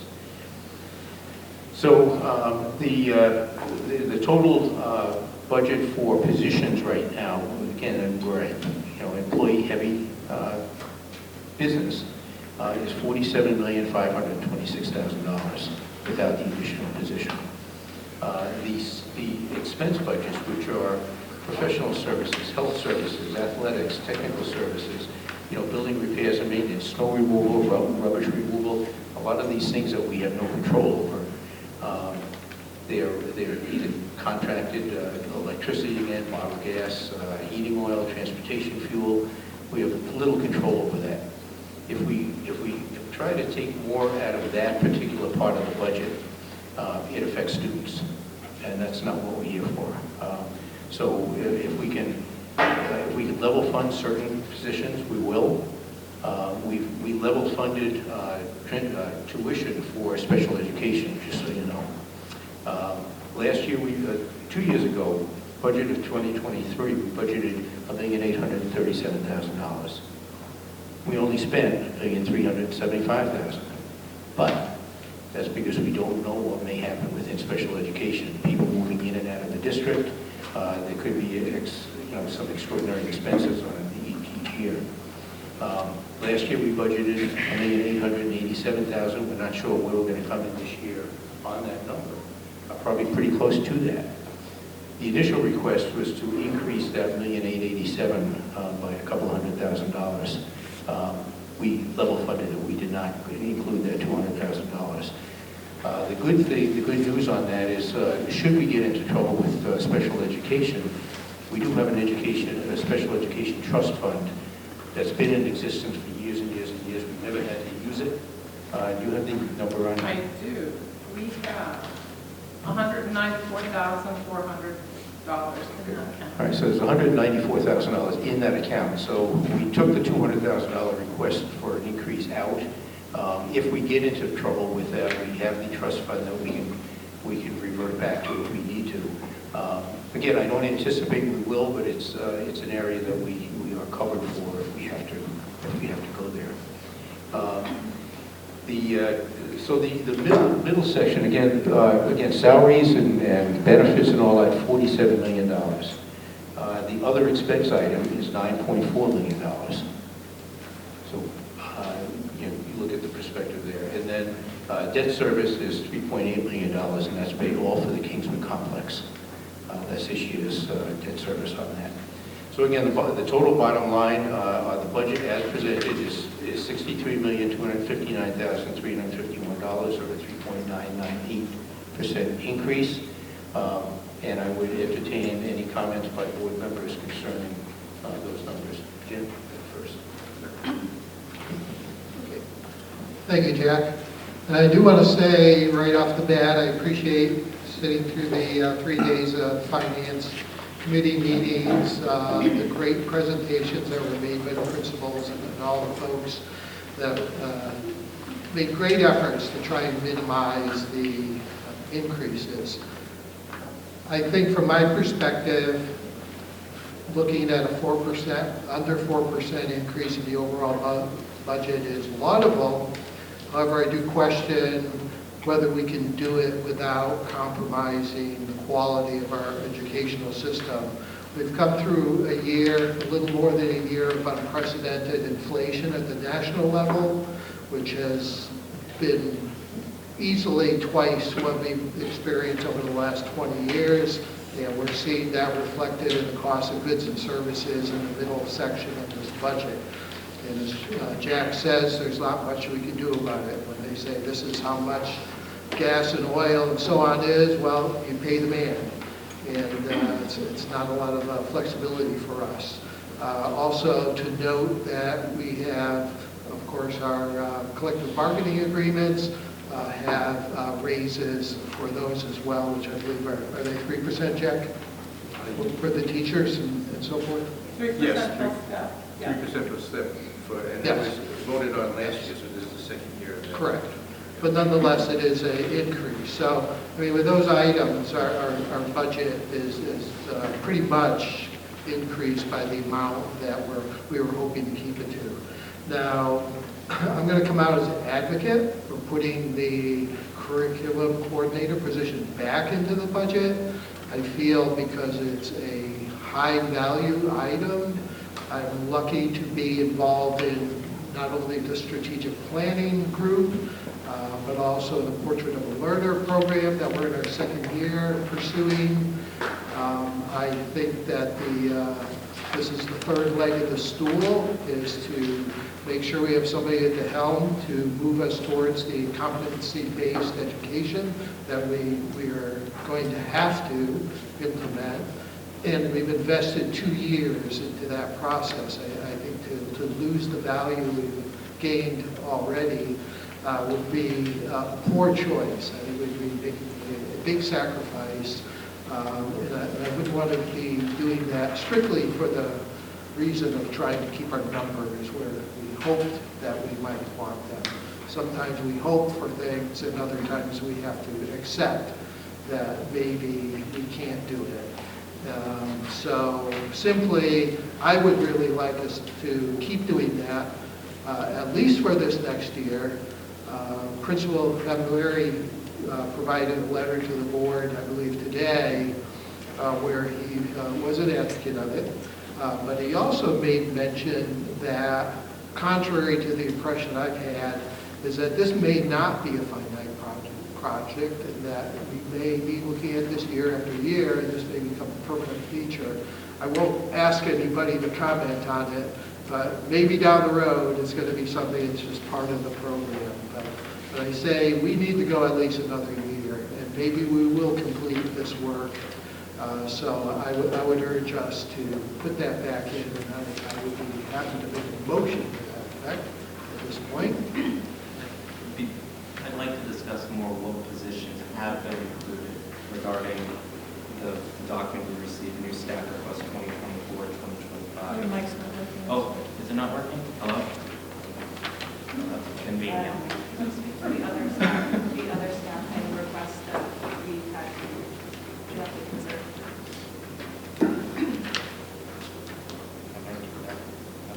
Sure. The other staffing requests are what we had discussed at the meetings. There are no changes on those. So we had the two custodian and maintenance technicians going from 50 to 100%. Then we had the two math coaches and the new technology technician, and then the incumbent SRO position. The special education position at... Oh, okay, I'm sorry, the SRO is a warrant article. That's right. I have here the SRO. It's not proposed as a warrant article. It's listed on there, so you didn't lose sight, so you could talk about it. It's contracted services, and it's not in the proposed budget that is handed out to everyone today. Okay. Yeah, it's in contracted services, right. Correct, the second. All right, so the an additional special education teacher at the high school, 100%. We're eliminating one position at Carpenter School kindergarten, and then we're increasing the library position at Effingham, and another special education coordinator, which is a district position. 50%. So those are the same ones. No additional staff other than those that we talked about at the finance meetings. I saw a position advertised for some type of district safety coordinator. Will that be in this budget or? Well, we did a vacant Okay, I think it's already a vacant position, so it's a position that we already have within the system, within the budget process. This budget does include some positions that aren't filled yet, and that's why at the end of the year we have some excess funds that go back to the taxpayers. But you know, we budget for all the positions that we need in the district. Each year there's some positions that are not filled, and when those positions are not filled, the bottom line has money left over, and that money goes back to the taxpayers as a credit to their taxes. And we've done that consistently for as long as I've been on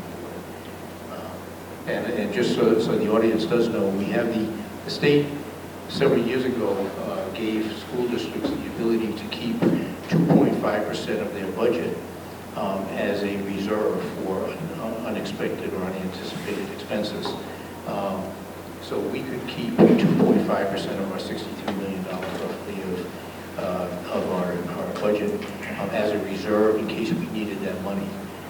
We've made a decision as a board for as long as I can remember that any excess funds that the district has at the end of the year go back to the taxpayers. We're not keeping any of those funds. So that's why we do that. The only thing we take out of that each year is the $60,000 for the turf field, and all the other money goes back as a credit toward the tax base.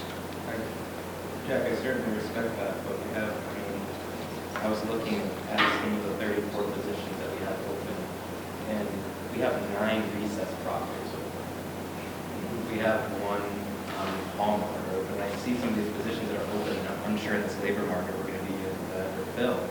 And I really wonder how many of them we really need. Well, I think that's a different discussion. I think we, between now and maybe the final budget presentation, we can go through all of those positions to see if there's any positions that could be eliminated. But if I may, my concern is, and I know that we talked about some of the schools, some of the infrastructure in our district, and I see that we've decreased our building and maintenance warrant article. It was $250,000 when I joined the board. It's now down to $150,000. And I know we're going to have larger projects moving forward. I'm wondering if we're making investment in positions that we might not be able to fill and not save it for the future in consideration of our infrastructure needs. Because over the next 10, 20, 30 years, some of these buildings are going to be at their useful life, and we may have them on projects. I understand that. What I'm saying, though, the money right now is in the budget for those positions. We can take, if we eliminate some of those positions, maybe some of that money can be put back into the building maintenance. But whatever we spend is not going to go back to the taxpayers. So, it's a two-edged sword. We can eliminate all of the positions we haven't filled, bring the budget down by X, and at the end of the year, there's basically $0 left, so the taxpayers won't get a credit. Not that that's not going to build the budget to give a credit back, but we don't want to eliminate positions that we may want to needing and filling in the middle. So it's a two-edged sword. But I think between now and our January meeting, we can certainly have a discussion with Kathy, with Caroline about which positions are open, which will probably never be filled, and could we eliminate some of those numbers? And that's a legitimate. Yeah, no, it's sympathetic for returning money back to taxpayers in the final quarter of the year. But at a certain point, it makes more sense to try to appropriate money into our buildings trust and to prepare for paying down, or if we need to bond a project to defray that cost, so you save slowly over time so the bonds are smaller. So we'll between now and the end of the budget process, we'll take a look at that. Yeah. Thank you. Mary? I can't say it any better than Mr. Pittman. Just ditto sufficient for his comments. As a classroom teacher, when there were new initiatives, regardless of my competencies, knowing that they were new and I had support materials that I needed, I think it's critical for the sustainability. And we're definitely obviously seeing a response. So. Thank you. Charlene? I was wondering if tonight is the night that we're going to have a presentation from Dr. Hills about a particular position to which Jim referred, because it was my understanding when we went through this last year, we were going to, prior to adopting the budget, we were going to get an update on the progress and how this investment has come to fruition. We did have that presentation at our finance meeting when Dr. Hills gave her presentation at the finance meeting, which is open to all of the members and the public. Wasn't it in this, was it? What's that? Was it in the finance minutes? And I had COVID, so how would I know what that presentation was? I couldn't go to meetings. Any questions about it? Yeah, I would certainly reach out to Dr. Hills, not now. I mean, she's not prepared to do the same presentation she did at our finance meeting. But we went through the same thing last year when she presented it to finance, but didn't present it to the full board. And so I thought we had fixed that, and so the whole board was going to have the benefit of that presentation, not just the finance committee.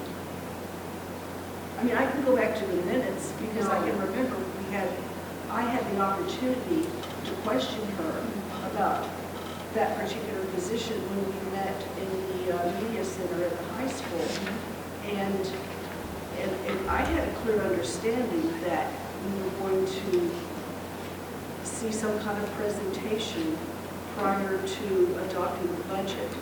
And so what I'm hearing is that for the second year in a row, you just made the presentation to finance rather than the full board. Is that what I'm hearing?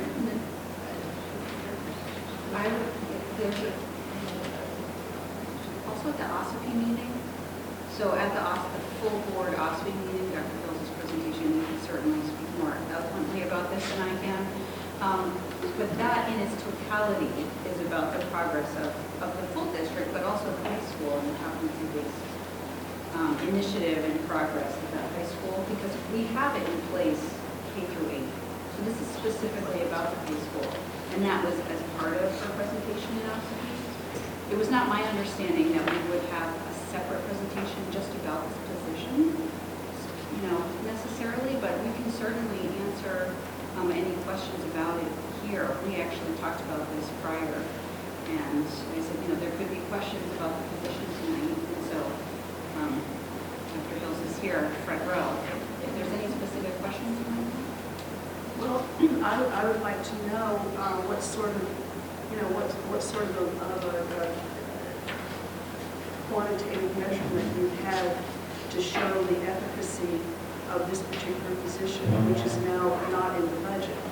And so what I'm hearing is that you're asking for it to be in the budget, but I did not realize the only time you were going to have the presentation specifically on that position was at the finance committee, because I thought after we had that issue last year that the change was going to be made so that the full board would be able to hear that. And so I'm kind of surprised that we haven't. I can certainly, if you want to speak to what we've done in the years that we've had that position, and then what is left to do in the project. Well, that's what I remember that we were promised, and I think specifically I have in my notes on what you gave us as your budget proposal at one of the fall of January meetings. I believe it was it January 9th? Okay, why don't we ask Katie to... Yeah, I was going to say that's what I remember. All right, let's let Katie that. just say what she can do right now. Yeah, I don't know if that was working. Give it a shot.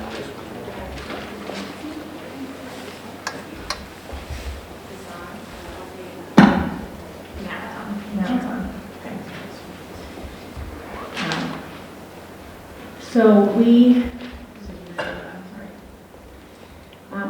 So in terms of quantitative information, we have tasks that need to be done in order to move toward aligning our curriculum, updating it, and moving toward competency-based education.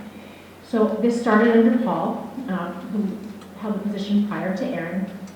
And under Paul, he helped every department draft and refine competencies, so that first piece. And then align essential standards, align essential standards to those competencies. This is extensive work. It involves really digging into state and national standards for a given department, for given courses, and then coming together as a department or teachers of common courses and determining what are those standards and what are those competencies going to be.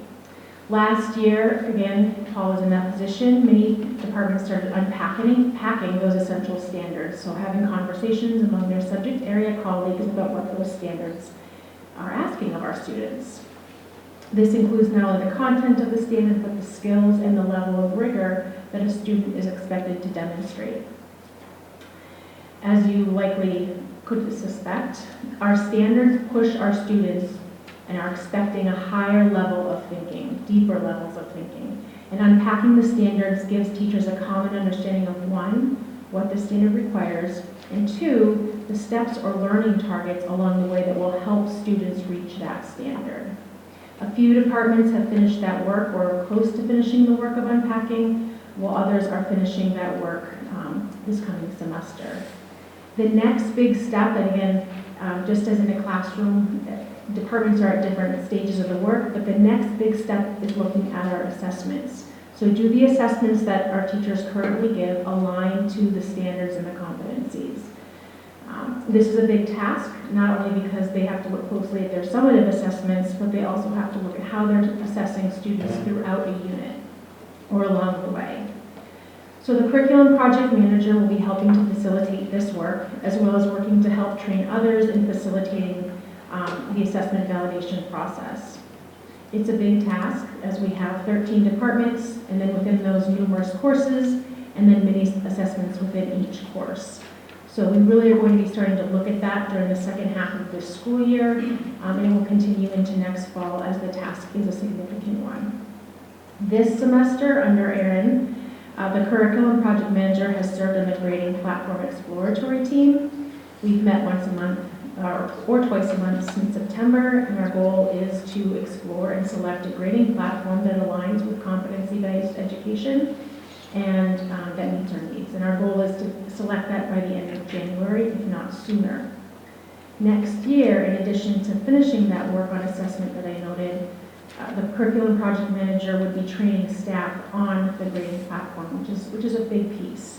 It includes training teachers about how to use the grade book, but it also includes training guiding staff, working with them to develop interim reports, progress reports, transcripts, and building those in the program and training those appropriate staff to generate those. With the possibility of a new student information system, also called an SIS, there will be training for all staff on how to use that as well. And that includes teachers, secretaries, administrators, anybody who's using that. And then during the second half of this school year, Erin will be helping to facilitate staff-wide discussions regarding best practices around grading in a competency-based model. This involves discussions around grading scales, reassessment, competency recovery, assessing work habits, and several more topics. So, and they're big topics to digest, and everybody has different philosophies that we have to come to consensus on. Once the high school has made some decisions around those practices, the curriculum project manager will lead continued staff training ideally next year to ensure that the teachers are comfortable in the practices that we're putting in place. And that position would also organize and lead information or educational sessions for families and students so that they're aware of the changes. They can navigate the grading platform and understand how to see their student is progressing. So again, we have work to continue around assessment, which is one of those, we have the competencies, we've really dug into the standards, some are still in that piece, and then there's that assessment piece. How are we assessing everything that we've taught? And then the work around grading, and really communicating with all stakeholder groups, not just communicating, but training as well. So I outlined a little bit about what will be done in the remainder of this year, but then next year, we have 6 major tasks. Completing the assessment validation for all departments, because it won't happen in the 6 months we have left. Working with guidance staff to build progress reports and transcripts, working with administrators to build custom reports for the high school, training on the new platform, again, everybody from teachers to guidance to administrators, students, families, ongoing training and competency education for teachers so that they're comfortable talking about it with students and families. They are the first line. They're who families go to first, so they have to be well versed in it and able to talk about it. And finally, education for families, so they have an understanding of competency-based education, where they can find competencies for their child's classes, and how to navigate a grading platform that is done in a competency-based model.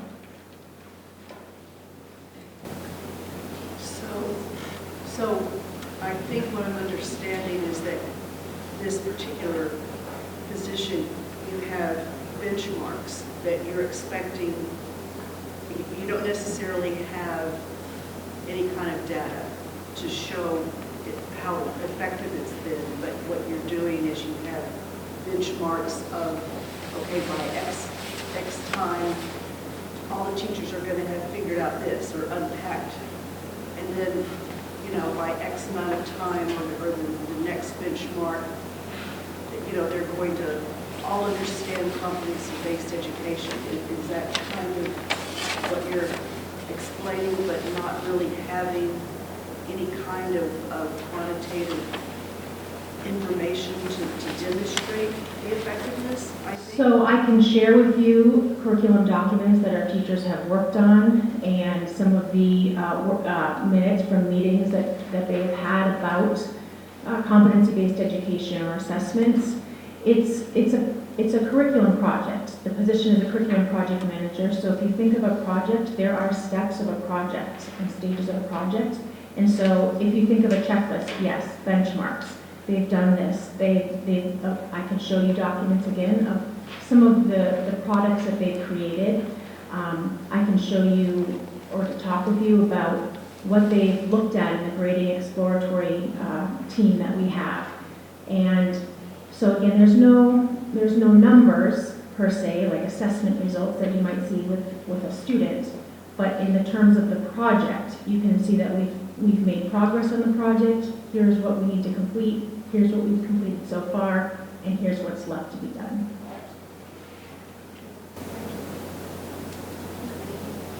Okay. Thank you, Katie. Any other comments for Katie at this point? I have, it's not a question, it's the shift to competency-based grading in New Hampshire happened 10 years ago. This is not a new shift, and I think, and the high school at the time didn't really want to make that shift, and they dug in their heels, and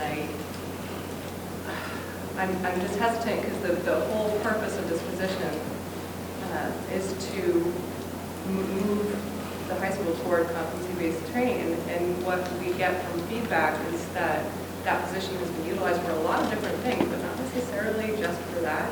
And so there's, you know, I see there's value in the position, but the taxpayers have to carry that beyond the ESSER funds. And at what point do we say the job was this? You had this much time to do the job. You were extended a year to do the job, and the job's still not done. And how? And you know, so I'm just a little concerned that we keep moving the goalpost back, and the taxpayers have to pay for that. So when you're talking about competency-based education, you're talking really about four things: curriculum, instruction, assessment, and grading. Those are sort of the four guideposts. And so they've done a lot of work around the curriculum piece. That is the competency sets and standards. Instruction actually happens last, and that's the hardest piece because instruction can be so, that's what the art of teaching is. The curriculum tells you what you need to do, you know, how to assess it, and your assessments are aligned so that you know, yep, I'm actually assessing what this district or the state or national standards tell me I have to assess. And then instruction, you can provide support, but that's a lot of the art of teaching it. You know, you take different paths for different students. And then grading is that other leg. It's the last leg because you need to have, regardless of what type of grading you put in, either a traditional scale or a 0.4 scale, anything like that, regardless of that, you have to have a good foundation of what your kids are going to need to know and how you're going to assess it. And so to say that it's just a curriculum project, that's one piece, but it's really those four pieces that go into what our students know. How do we know that they know it? That's the assessment. And how do we report out that they know it? That's really I just want to go through, well, first I just want to say the budget, other than policy making and how this district's governed, the budget is one of the most important aspects of our job, setting the budget, presenting it to the district's taxpayers, and ensuring it's a budget that can be passed. I also know that there are a lot of tough decisions when you make a budget. The budget is a reflection of your community's values oftentimes, and it's also a taxpayers that are going to be responsible and transparent. With that being said, and I'm not saying that people weren't transparent with this budget. I've sat through the hearings 2 years in a row now. I went to the hearings the second year, even though I was on the finance committee, because I was curious. I compared my notes for my first year, my notes for the second year. And I followed the budget process too when I originally decided I would run for the board. And I remember the 2 math coaches and the curriculum project manager were supposed to be done when the ESSER funds dried up. It was then determined based on a document you gave us a justification on January 9th, and that we would continue it contingent upon reevaluation of, and I actually wrote a sticky note, and I still have it from that budget process that says keep budget promises. And I read it literally every single time I open this folder, because I know that there are certain commitments that I wanted to make sure that was kept, because I wanted to make sure those covenants were kept to myself and other board members. And the math coaches now seem like they're going to be permanent. And I'm going to ask a couple questions about the math coaches. But the curriculum project manager, we were told would be 1 more year and the work would be finished. I understand we have a new staff member that's filling that position. I deliberately say staff member because when you're a member of this community, you know people, or know their families and everything. We have to make a decision based on budget allocation. What's the most effective and efficient way for allocating dollars to make sure every child is properly educated, meeting the state standards. And then I've also heard comments about this position possibly being needed, and I think it was also made during the finance committee.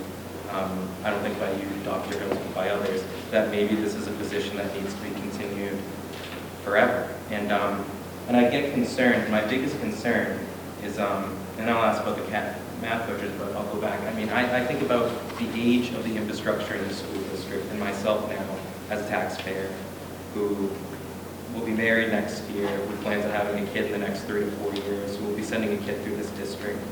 There's a lot of old infrastructure my generation will be inheriting. There will be a lot of large bonded projects that we need to inherit, and I'm not seeing us make a commitment to save for those projects. I see an amazing commitment to a number of positions, and we've asked for justification for some of those positions, and we haven't gotten full justification. But I do know the buildings are aging, and I do know that there will be eventual bonded projects, and I do know that those will be important discussions, and frankly, there'll be probably very boisterous deliberative sessions, as there have been historically in this district, about what projects we're bonding, how much the projects are going to cost. And it's not just going to be like the last time it happened in my lifetime at the high school and middle school. It's going to be independent in each town throughout the district with a lot of schools. So I just get worried that I see us spending money and not being able to fill 34 positions, and then we're decreasing the amount of maintenance we're providing to our aging buildings, and then we're not making a long-term commitment to save to defray the cost of future bonded projects. And then I look at the situation happening in Wolfeboro, where they have a millionaire's capital improvements plan to catch up on a 40-year building freeze, to try to catch up in 20 years, and now we're getting whacked with an 18% tax increase, not including warrant articles. And I don't want this district to run into that. So I'm not thinking today, tomorrow, the next year. I'm thinking like a decade to 2 decades from now. I don't want us to run into that. I want us to think the marathon, not necessarily the sprint, and make sure, yes, we need our students' needs met, but what are we doing to save for the future? And I just want to ask, too, the math coaches, because I know we were promised through this budget process that we would get an update on the math coaches. And one thing that was discussed, and I remember, I believe it was by you, Tom, was standardized test scores. And I don't know if the state's test scores have come out recently, but what is the change on the standardized test scores? What is the change on the scores? Are we seeing returns on that? I mean, I've heard from some staff who have confided in me, they necessarily didn't think it's been helpful. Some have said it has been helpful. It's hard for me to decipher. I need that justification to justify to the taxpayers who I ultimately answer to continue these positions that originally were only supposed to be grant funded. So that's just my 2 cents. I get worried about. Yeah, I think, and I certainly appreciate what you're saying. The test scores were presented in depth at the October meeting to see where we were, where we are today. I'm talking about state standardized test scores. So we were presented with our internal exact math test scores. And obviously, she shared them all, yes.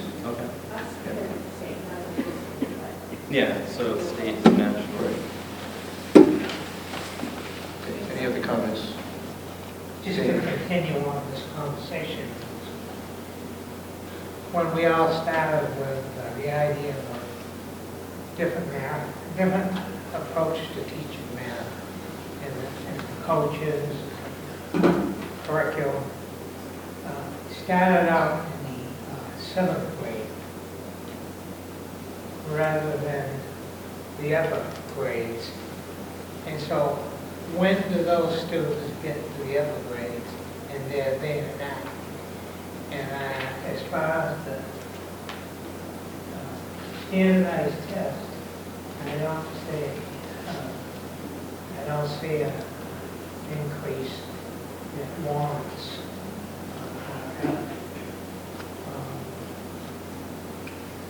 math scores and language arts scores are still below what they should be.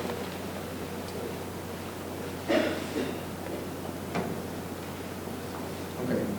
All right, But this it's is, also statewide, nationwide, it's a problem. But I was hoping for an increase in math skills with this new approach that we had.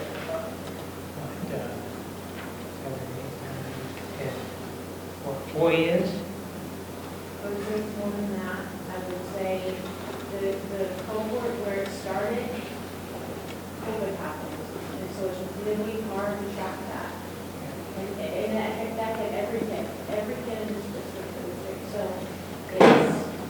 we've seen increases in some, we've seen decreases in others. We have made adjustments.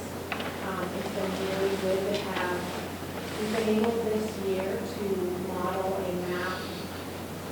math cohort approach with our teachers so that teachers are getting more consistent support. And our coaches are going there and support our teachers and support our students of all levels. And I hate to use COVID as an excuse, but the group that we were following, it's hard to follow them when for a year and a half. They were, for half a year, they were home, and then there was hybrid learning the following year. Yeah, this is what I've spoken about before, is the rules change, the testing changes.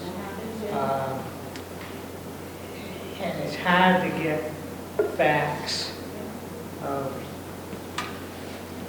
And I realize that. You're right, you have 3 different. I appreciate tests in my time here. I appreciate everybody's effort.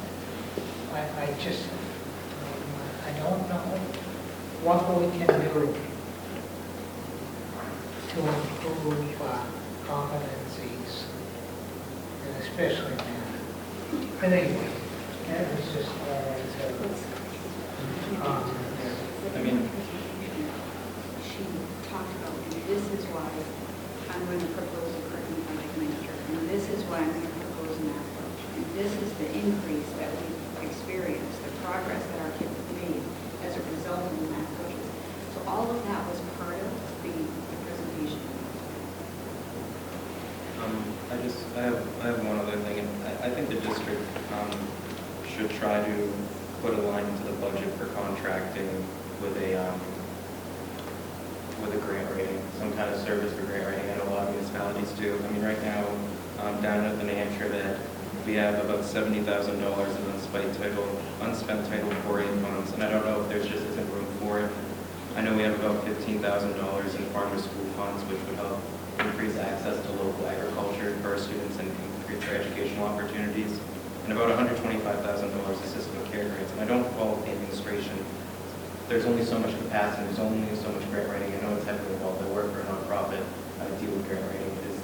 Is the worst part of my job is having to write grants. So, I just think there could be a way to alleviate the pressure off our administration and to access money that possibly could help defray costs for taxpayers and help alleviate for things like a curriculum project manager or the infrastructure that this district badly needs. And I think that's something we should explore and see what kind of quotes we could get from a contract service like that to alleviate the pressure off our administration and to access more dollars, and for us to evaluate and see, are these grants worth accessing, and to be more involved in that process.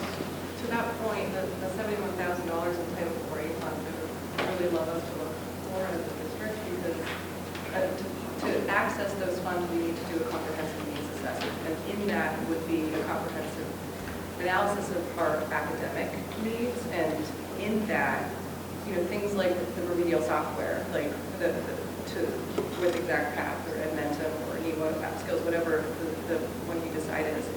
But those funds could potentially be utilized. 15% of those funds can be utilized to pay for that, and that's currently in the budget. So there's federal funds sitting there that we will send back, and so we could knock down our budget $71,000 by accessing Title IV funds and use it for part of your curriculum work. And we have plus those funds to support two-way for training, professional development for our math coach.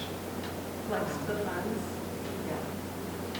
So, and the transparency portal, it says that 0% has been allocated. Right, this current year we've not used, or we've not applied for any yet.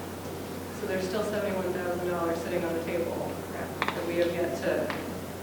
It's our intent to access the funds. We have to put our stakeholder group together that makes the determination and looks at the comprehensive needs and makes the determination as a group that has funds. Okay, so where would that, so can we take those pieces of the budget that we, can we, it's just to illustrate that there's funds we're not using that we could be using to offset some of these other taxpayers.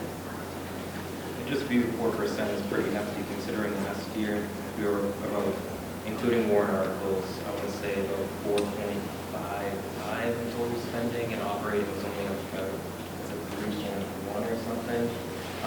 And our operating now is up about 4.1, which I get there's a lot of fixed costs, but inflation is going down.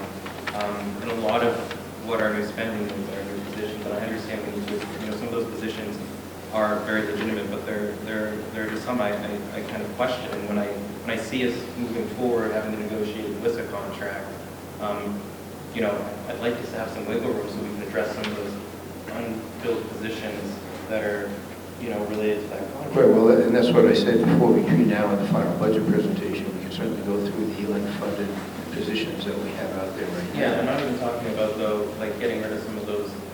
I mean, obviously, there might be a need for, depending on, because I know this board made a motion to support it to get, do a wage assessment. We might get things that come back in that wage assessment that show a need for a wage correction. I'm not going to speculate on what will or won't happen. But if we do get some information like that, then I'd like us to be able to have some of I'd like us to have some wiggle room. That's just how I look at it. And so to hold off on some things and to just put money for the infrastructure going where we need the infrastructure. Well, remember, this is just preliminary budget. We're not voting on anything tonight. I understand. I'm just voicing. I've watched this process. I haven't had an opportunity to voice it. That's fine. Yeah, that's fine. So I think moving forward between now, I think any of these conversations, feed the information back to the SAU office for concerns about all these different pieces, and then before our January meeting, we finally adopt the budget. We'll have some answers for these questions. We didn't include the special education teacher at KRHS in the staffing request. What? They're all included in every single one included. Except the SRO, because it's a contracted service. Okay, we're putting that for a contract. The language last year was that it was a one-year position for a warrant article. So the finance committee didn't want to put it in the putting Right. Okay, so it'll be a warrant article. Correct. Well, that's up to the board to decide. Well, yeah. And it's on our agenda. Yeah. Right. Really may discuss that as a separate. The SRO. I have that listed on the warrant article. Why would building maintenance talk about the SRO? I'm sorry, it was the building maintenance. Mixing up the warrant. Okay, yeah, I understand. So I was going to say there's warrant articles, but I know we're going to talk about the infrastructure one. But, okay, thank you, Jack, for, thank you, Dr. Hills, and everyone. Perfectly fine, so we'll get all this information fed back in, and between now and January, we'll hopefully have included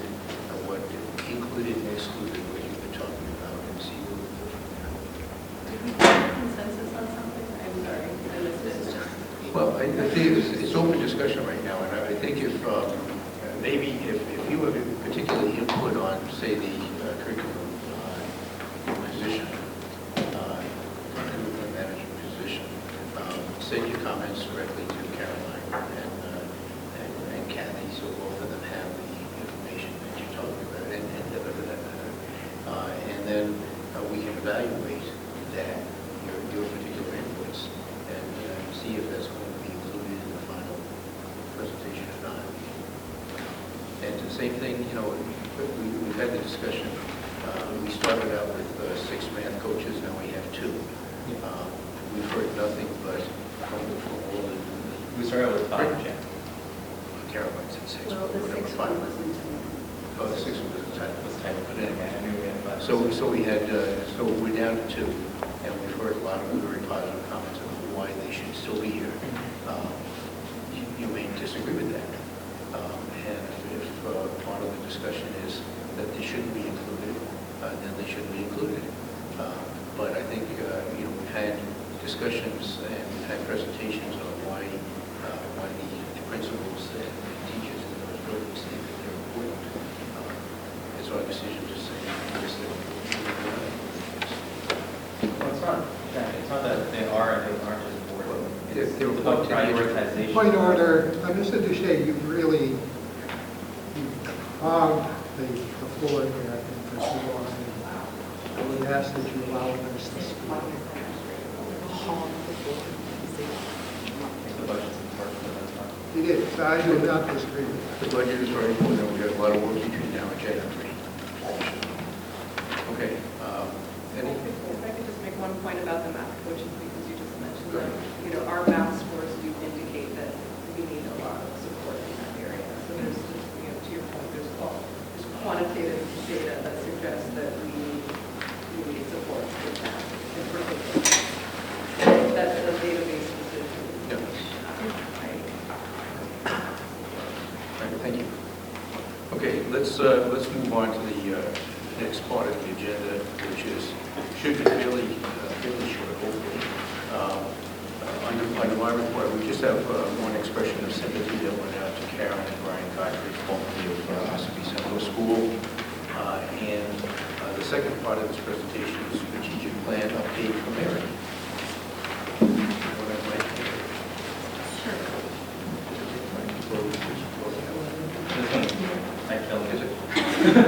I killed it.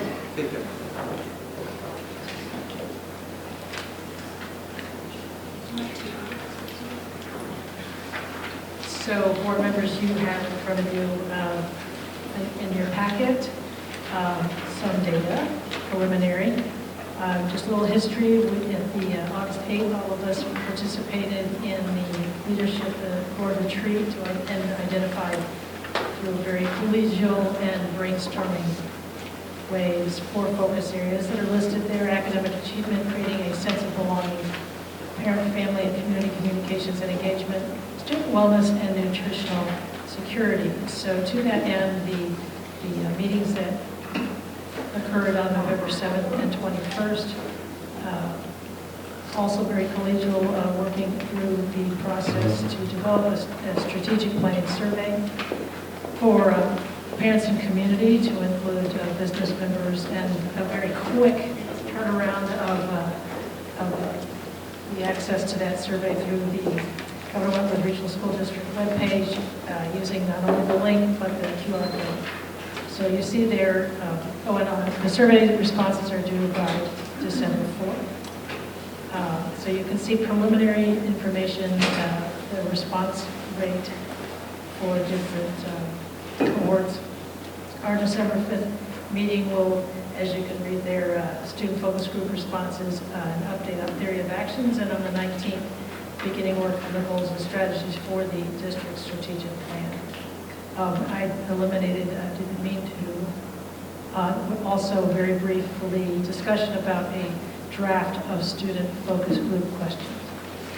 And there were members of the board, there were also at that committee, and so any questions or additions? Okay. I think I hear snoring. Thank you, Mary. Okay, let's move on to the meat of the agenda, which is academic affairs. Done all the advertisements? Yeah, let's just advertise. Everyone's enthusiasm is overwhelming.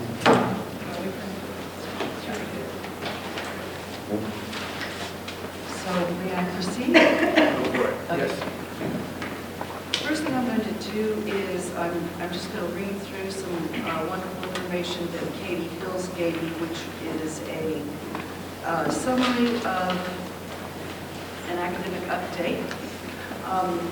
So starting out, updates to K through 12 social studies curriculum. Last year, the district social studies task force convened to update our social studies curriculum while the New Hampshire Education Department has delayed the release of the new state social studies standards. We used the existing standards and early draft of the new standards and feedback from neighboring districts undertaking updates in social studies to develop an updated K through 12 scope and sequence. The updates allow students to learn more modern history at the high school level and provide students with a more global exploration of history. Elementary and middle school teachers spent time last spring unpacking and discussing the updated curriculum standards, and high school teachers are doing that work this fall. New courses. The Lakes Region Technology Center proposed 3 new courses to the course proposal committee, which met in October. All 3 courses were approved. The first one is digital marketing. It'll be a new level 2 course offered in the marketing pathway. This course will be offered starting next school year, and the focus will be on examining the use of social media marketing in today's world. Students who complete this course will gain the knowledge and skills needed to effectively use social media to market a business and or themselves as business professionals. The second new course is Allied Health, which will be offered starting in the 25-26 school year, and it's a level 2 course in the health sciences pathway. This course allows students who are not pursuing nursing or EMT studies to explore other health-related fields, including optometry, veterinary science, among others. And last but not least, marine technology, also being offered starting in the 25-26 school year.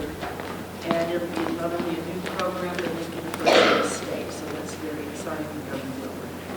The program will include a level 1 course on small regions and a level 2 course with multiple options. Possible pathways for the level 2 course include concurrent dual enrollment or enrollment within a local community college in a marine technology program or a work-based learning opportunity with local marinas such as Goodhue Boat Company. Students who complete both levels can earn industry-recognized credentials. That is our academic update, and I would direct any questions or comments to Dr. Hills. So, moving on to our policies, we have, because this is first read, I am welcoming board members to provide any suggested revisions that they would like us to consider. I'm going to take notes on that, and I'm sure Kathy is as well. Oops, sorry, that's about. I have a number of policies here that the Academic Affairs Committee is recommending for adoption. And there are a lot of policies and there are a lot of letters here. So I'm going to just quickly go through the first set for adoption, and so the public knows what we're talking about. And then, if that's okay with you, Mr. Chair, I think an efficient way to handle it would be for me to ask if any board members have suggested revisions they'd like us to discuss. And obviously, we're not going to be taking any votes tonight, but this is the one chance that the whole board has to discuss revisions to our policies. And then we will be voting on these at our January meeting. So going through first, recommended for adoption, I'm going to ask you a question. Sure. Just to be clear, you said this is the only opportunity we have? Just to discuss as a board, because it's first read. Right. But will we not further down the line have an opportunity to weigh in on things? We'll do that at second read. Okay. We'll have another discussion at second I'll read. be clear. Yeah. Another discussion at second read because a motion will be made and hopefully seconded to approve the policies, and then we'll have discussion. And then if there are further suggested revisions, or, we'll present the revisions that came from this meeting, and then the board will have a chance to vote on those. That's my understanding of the process. Okay, so, got it? Okay. So I'm going to just read the names of policies so everybody's aware, and also I want to make sure that everyone is aware that the public will have a chance to look at these policies and also provide input. I believe all of the policies we're looking at now are going to be posted on the website for anyone to look at. And that's part of our policy BG, I believe, board policy process. Okay, so first of all, recommended for adoption, these are all new policies that we went through. ACB is policy on equity. BEDDA, board meeting rules of procedure and order. DPJ, transfer of appropriations. DPJ is not really a new policy, though, is it? That's brand new. Oh, it is, okay, sorry. EEAA, video and audio surveillance on school property. EEAEA-E, GWRSD, Transportation Department, school bus drivers and contracted carriers, acknowledgement of mandatory drug and alcohol testing.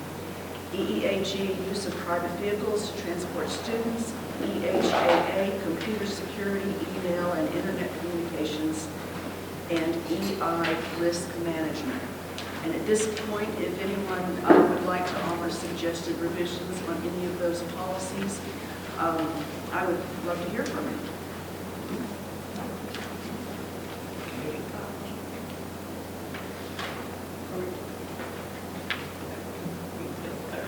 That's okay.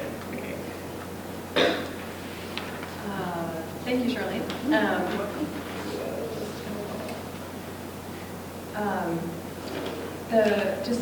I was so excited to see the addition. Thank you, academic affairs, for some of these new policies recommended for adoption, particularly policy ACB on equity. I'm very excited about.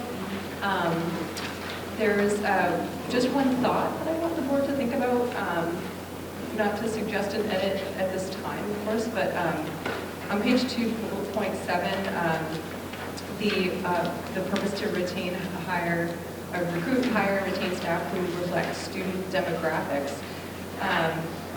I'm wondering if this may have like an affirmative action-y in a weird way that we wouldn't intend it to, for more than 90% white district, for example. I don't think we would want to limit ourselves to less than 10% of our population being teachers of color if we're expecting the teachers to reflect student demographics. Just thinking about how that could play out is something I think we could think through all the way. Just want to give everybody a chance to look at that particular bullet point. I'm going to call that affirmative action ratifications question. Does that capture it? Yeah. Affirmative action. Well, action.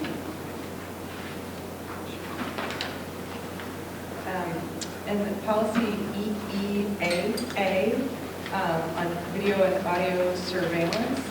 I was really thinking about the purpose of this policy and wondering.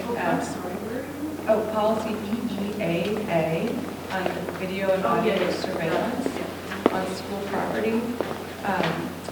The parts, the section C, where it talks about additional video and audio recordings, I feel is covered, that's content that I think is covered in other board policy related to recordings. This specifically seems to be talking about surveillance, and I'm wondering if we need to talk about additional recordings or if we can just refer them to our other board policy that deals with that topic. It's on section C on the second page. I apologize. Okay, EEAE, section C. EEAA. EEAA. I read it, but my brain said. EEAA. Okay, so the question's about EEAA, Section C, additional video and audio recordings authorized. If we could, consider referring to our extant policy about audio and video recordings, because this is specifically talking about surveillance. What policy would we cite? I don't know it off the top of my head, but if Is we there- have one on video recordings. I'm wondering if there's one where we're drawing. There's pages about surveillance. Yeah, I think it And should the be. rest is about recording. I think this, the title of the policy is video and audio surveillance. But really, it's a surveillance piece. Kind of eliminates the C section. Yeah. Surveillance. I think we can make this coded definition. We'll take a look and see if there's a separate, whatever the policy is that you might be looking at. The one that we're thinking of withdrawing once we adopt this. I think that might be the confusion. This is one of those that kind of should go coded differently and we're kind of align it.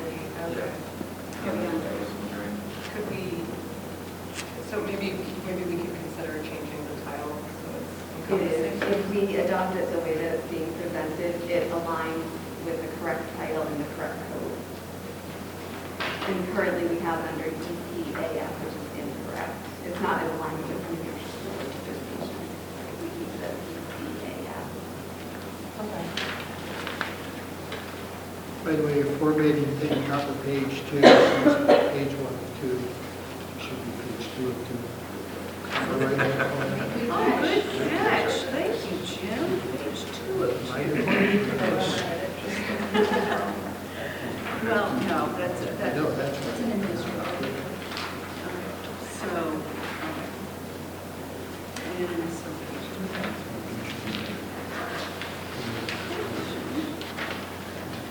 anything else or any other comments? I just have a couple more thoughts to share. EEDDA, the rules of procedure and order. Under general principles number 5, members have a right to know beforehand what they will be discussing and voting upon. I might ask the board to think about, could we also, maybe we want to include something about having materials given to us in advance of the meeting to be able to engage in those discussions at a certain number of days in advance. I might suggest 5 business days, but So more specificity on the amount of time, right? I think the law code is that they're uploaded on the agenda, which is 3 or 4 days before the meeting. If you don't want to print them all out, it's a little bit complicated, but how else you can do it? Right, yes. I guess they're already uploaded on the site for us to. Yeah.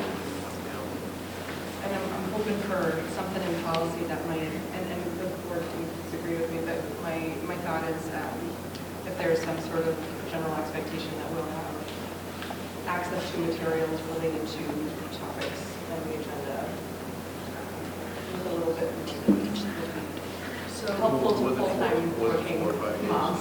More than 4 or 5 days. 4 to 5 days would be perfect. But there is, but that's what we do, you're on the website. When we go into download our agenda, all these policies are on there. right, and we got that email on Wednesday, last Wednesday, and I think what I'm hearing is you're hoping that maybe we can have a couple more days of lead time. Yes, and we want to consider that in this policy. Sure. There's actually, I believe,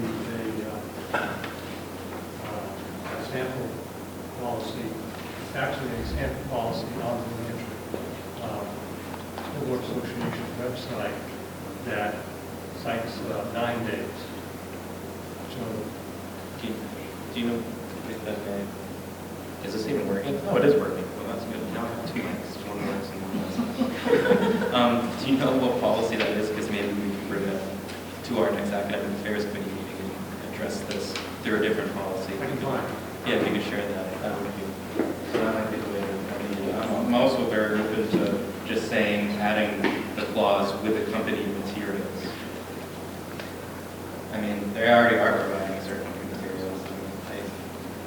Usually when I'm suffering through a Patriots game is when I review this stuff. At least it's been convenient that they're 2-9 this year, so it made it easier, but. If I can just make a comment on that, I wouldn't want to hinge your meeting based on receiving materials on a day, because you'll put yourself in a position, if, something is held up, then we can't have a meeting. So you don't want to. Yeah, I was going to say we could add language that says that when, if possible, or, Best just effort. To set a, best effort Which is to what get materials. we do. The board participates against It's an agenda, it's not required, it's convenience to the board. And I don't see, an agenda is a convenience to the board to know what's going to be discussed at the meeting. It's not required by law. And with that in mind, we could say, as topics come up, they'll be added to the agenda, and as materials are available, they'll be added to the agenda. At any point, after like this meeting, we can start the next agenda. Go ahead. I'll just say one last thing. All right, let's. We'll just wait. I I understand, but that's part of the reason why we have a motion to postpone, where if you don't feel comfortable with the materials you have. I mean, I do it all the time, like, I don't have this information. If it's not time sensitive, let's postpone it. We can suspend it once a rule, because we're like, we want to see this in writing before, and then we have done it tonight. So I feel like that might be the best procedure, rather than getting into semantics. We just, that's just an expectation of the board, and I feel like everyone hears it. When we postpone it, we don't have the materials. I'm more than comfortable doing that. So you had mentioned the possibility of adding a phrase after voting upon with accompanying or with pertinent documentation? In my personal opinion, we can just postpone it to the future. Okay, so don't even. I mean, Stephanie can request what she wants to request, but I think it's fine. I just make a motion to postpone and we just do it in the future once we get the materials. Okay, so leave that part of BEDDA alone. That's my opinion. I don't know if Stephanie's. Or will be revisited. I think, the purpose of the policy is to help promote effective and efficient board meetings, and when board members have sufficient time to prepare with the materials, it helps it, and we don't have to postpone and kick things down the road because we haven't had enough time to review it. So that's my job, is to promote efficient and effective board meetings. This is procedure. And I will also say that, we have had in the last year or so, we have had a very robust and ambitious list of policies that we're trying to, work through and crank out for the district. And so, when there's so many for you to have to, go through and improve or edit or whatever, it's pretty daunting. And, maybe we could find a way to, without putting too much burden on you, Kathy, because I know you are the guru. But maybe even just to get the academic affairs policies out a little bit before the agenda. I mean, that might be the most helpful. Yes? No? And as it stands now, it is as soon as humanly possible. So there isn't there's no wait time. Right. As it stands now. So if we have 2 academic affairs meetings, and there's continuous editing in between. And then there's board agenda, like this whole agenda. There's a whole pre-process that happens behind the scenes with this whole team, and we are all adding to it, linking to it, putting it together, sending it to the chair, sending it to you all. So there's no gap where we're waiting to get it to you. And that's how we set up the whole schedule to just make it quarterly. You know, so it's not like academic affairs is meeting every month with, bombarding you. It's, this is the first read, this is it right now, there's nothing else in the works. Then there'll be second read, and then there'll be a whole other academic affairs meeting with a whole new batch. So that's how we, as you know, that's how we try to kind of spread it out and make it really organized. And we were just saying earlier that it won't be this robust forever. Because right now it is an aggressive, revision of policy, but we could certainly reduce it. Well, I mean, I'm not necessarily asking for you to, reduce how many policies we're working on, but, is it just coincidental that we get policies at the same time as we get all the other board information? But let me ask something, and maybe this is just being naive on this, but in the past, we used to get policies like this for first reading, and we take those policies, and if there's items that we want edited, we'd send those into the SAU office as potential edits. And then when we voted on second reading, those edits would be included and discussed, and then we have second reading and we pass them. But, this is first reading, so as far as I'm concerned, I take these home, I read through them, and if there's some edits that I think should be made, they get sent out to the SAU office and academic affairs if they have a meeting in between. And then at second reading, we sit down and discuss the policies as they're edited, to discuss if that edit doesn't work, that edit does work at second reading, and then we vote on the individual policies at second reading. That's the way I thought the process would be. We changed our policy. We changed that to actually reflect the policy, the board policy. There's a policy about board policy process. Right. So we changed it because it was getting really muddled in between the meetings, and we realized we had to just do it by vote. I understand that, but when you get something like this, I understand the whole concern. There's no way we can flip through page by page and say, all right, well, let's talk about this one, let's talk about it. It's impossible. Well, that's why I'm having this, so that's why I raised this, is because I spent 8 hours yesterday on my couch going through hundreds of pages of policies and minutes and budgets and things like that. So this is just a general, I know that it is the practice of other boards around the state to have materials in the hands of board members 2 weeks in advance of meetings. So that's, I'm not asking for that, but. And this is, just first read, you're going to have the same packet for another month. Yes, and this is, so that but just generally, as a I'm speaking just about the general principle here, whenever possible, I'm asking the board to consider if we might want to add something about having materials 5 business days in advance of the meeting, in addition to, beforehand what we're talking about, just so we can come knowledgeable and prepared. Can you speak more to that piece? Because is there something that's was unexpected that's not on the agenda? No. Just like to know beforehand. So the budget, I would like to have a little bit more information about what went into the budget, for example, tonight. So, for example, so I just, when we get more materials ahead of time, it's helpful. And so. All right, well, how do we want to proceed with these policies now? We want to go through page by page? So I'm not making, according to Charlene, I'm not making a suggested edit. I'm saying, I'm probably going to suggest this as an edit on the road. I'm asking you to think about it as a board. And that's all I'm asking at this point. Here's a point that may help with our rules of procedure and order. Yeah, I think to your point, I'll be very brief. First read, so the reason why there are first and second and third reads, that I've mentioned this before, and why is because at one time people would serve on these municipal boards were illiterate.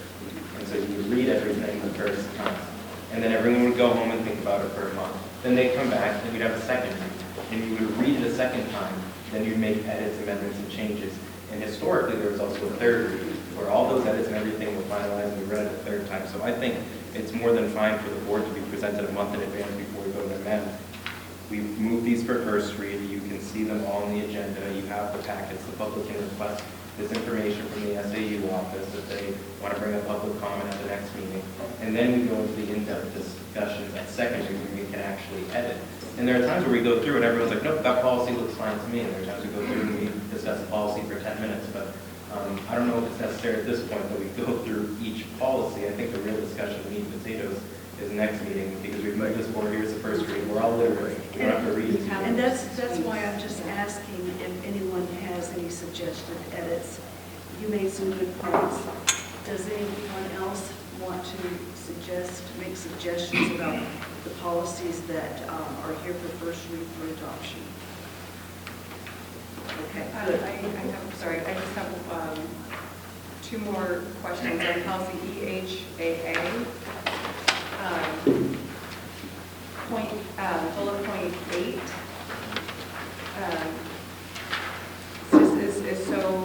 Is so broad and vague as to be considered. I'm not sure if that's even necessary because it's just so general. That's what was requested, public document and public survey. It could be like requested. Right, which is Or by supervisor.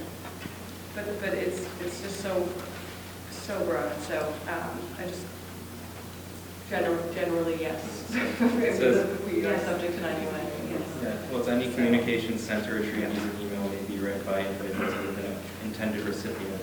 And this is what's, to my understanding, presented to our staff. I think it's good for staff to know that it's a public server, it's a public email, and someone can request their correspondence. It's just it's informed consent. And then bullet point 10, it just says violations shall be subject to discipline up to including discharge, and I'm just, if that means termination, if that's the intent of discharge, or discharge from the platform. I was wondering if the board might consider the clarity of that particular. And that's it. So not suggesting an edit, just those are my thoughts on the policies. Okay, so clarify what discharge means in terms of the disciplinary action, and you think that number 8 was too vague. Just the thoughts. Yeah, you wrote it. Okay. Anybody, any other thoughts on the policies up for adoption, the new ones? Okay, moving on to the ones up for revision, reaffirmation, and again, I will do my speed reading so that everyone, all members of the public know what these are.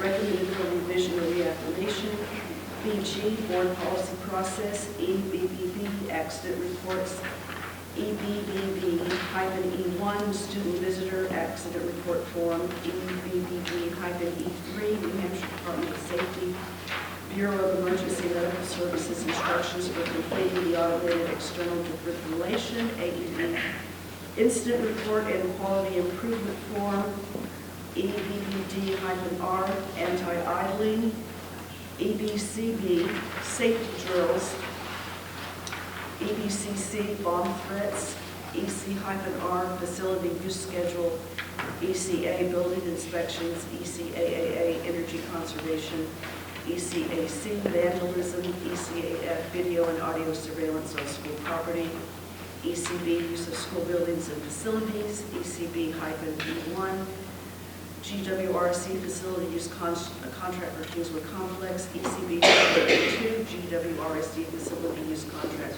for elementary school, ECE, parking lot procedures, EDC, authorized use of school-owned materials and equipment, EEA, transportation services, EEAEA, school bus drivers authority, EEAE-R, administrative guidelines, duties and responsibilities of bus drivers, EEAF, special use of school buses, EEB, athletic transportation, EF, food services, EFA, availability and distribution of healthy foods, EFAA, school lunch program meal charges, EGAD, copyright compliance, EIB, risk management, JCA, change of school or assignment, JFABD, admission of homeless students, and JKAA, use of restraints and seclusion. And I would ask, first, before I mention the two things I noticed, I would ask if anyone has any comments or questions or suggested revisions on this batch of policies for revision and reaffirmation. Nope. Which ones were those again? Oh, you're so funny, Tim. Okay. Let me tell you what I found. If we look at page 2 of 2 on Policy BG, the first one out of the gates, what we agreed on in academic affairs, to my knowledge, and any of my co-members can correct me if I'm wrong, if you look under K, we had agreed that L would start at the word the, as opposed to leaving that sentence, the board requires all employees and students to comply with its formally adopted policies. And as it stands now, L is failure to comply will be considered cause for disciplinary action. And what we had agreed on was that last portion, L, would start with capital THE. I remember that. Yep, got it. Okay, cool. So the only other thing that I noticed, and well, no, this wasn't anything that we noticed, but I wanted to bring it up for the board's consideration. We had quite a bit of discussion on, if you look at EC, what's currently ECR, which is going to be changed to ECB-R. If you go down to, has everybody found what's ECR?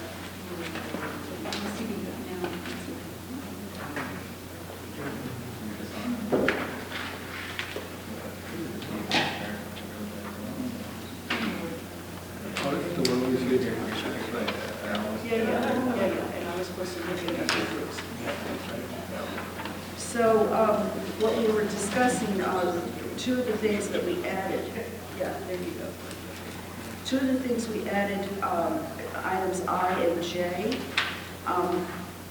I had asked for us to include not only organizations designated by federal agencies as domestic terrorist organizations, I had asked that we include and hate groups.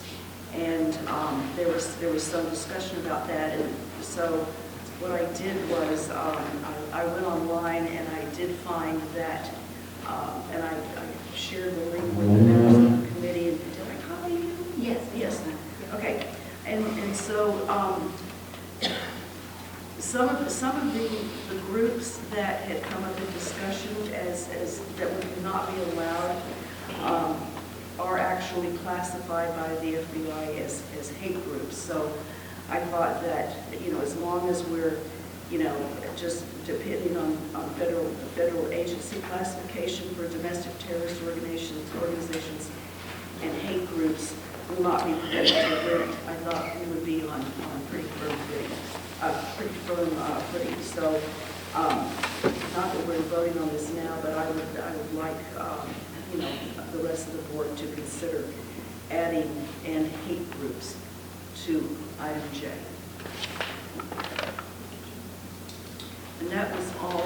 Is there supposed to be a slash in tier 2 for classification? It says district, town, government. Is that under tier 2? The tier classification. Is it supposed to be like district or town government? No, because it's a district, town's government. Oh, any district. So Any for district, town government. For example, when Oh, Jared okay, was okay. second year. That was a. That's a good one. That's a good example. Okay. So any other comments or questions or concerns about this lovely batch of policies up for revision or reaffirmation? No? Okay. So moving on to policies recommended for withdrawal, and I'll just quickly zip through these for the benefit of our viewing audience and those who don't have an agenda right in front of them who care about this. Okay, so recommended for withdrawal, BEDD rules of order, and remember we're going to probably, before we withdraw that, vote to approve BEDDA, which will take its place. EA, support services goals, EB-E, crowd control.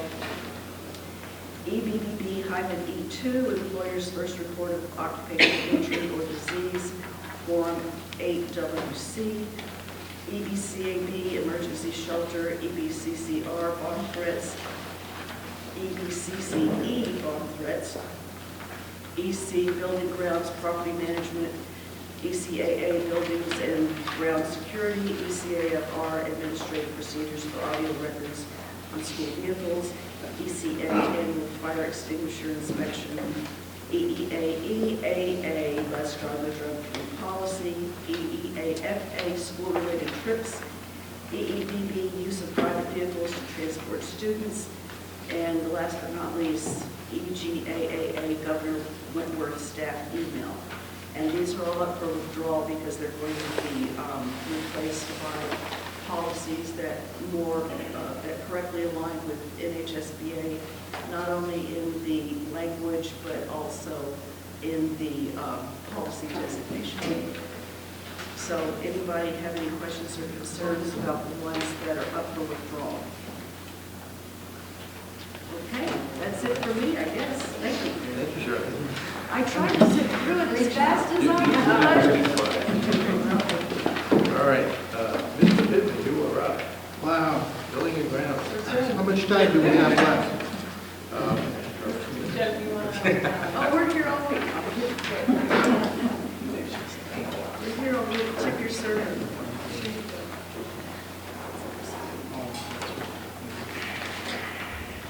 Thank you very much. Yes, I don't have all that much to say. I will note one thing. At the last meeting that we had indicated that there would be another telephone conference with our friends at Train on November 21st, which was put off by them because for some reason they put in a device to monitor power consumption at Carpenter School, and somebody didn't notice that it wasn't working until they came back to get the data. So I don't know where we stand on that at this point. Is there any update from them on any of that? No. Okay. So stay tuned. The next meeting, the building maintenance meeting will be, will be this Thursday, December 7th. It will be at the SAU office at 4:30 p.m. And that is the summation of my report. Thank you for being very brief. I'm going to be even more brief. Finance, obviously, our final budget adoption will be at our January meeting, and we have some work to do, obviously, before we get there. And hopefully, when we get to the meeting in January, we'll have all the budget information and questions ironed out, and we can present a clean budget, hopefully, that evening. And human resources, I have nothing. So advanced planning, you can see down below, the KWMS concert is tomorrow. Crescent Lake is on Wednesday. New Durham is on the 11th. Wolfeboro is and Carpenter. No, is that is on the 13th. Carpenter School is on the 14th. December recess is the 25th to the 1st of January. And our next board meeting will be in the lecture hall in the high school, which will do the official lecture presentation with our. Do they get New Year's, Christmas Eve off? Yes. Oh, it's a Sunday. Okay. I was going to Yes, say, what? Yes, they do. And I know there was a question last year about coming back to school the day after New Year's Day, but we're coming back on January 2nd. Sorry, I didn't mean to ask a confusing question. Okay, and that's all I have. Do I hear a motion to adjourn? Public input, I'm sorry. Public input.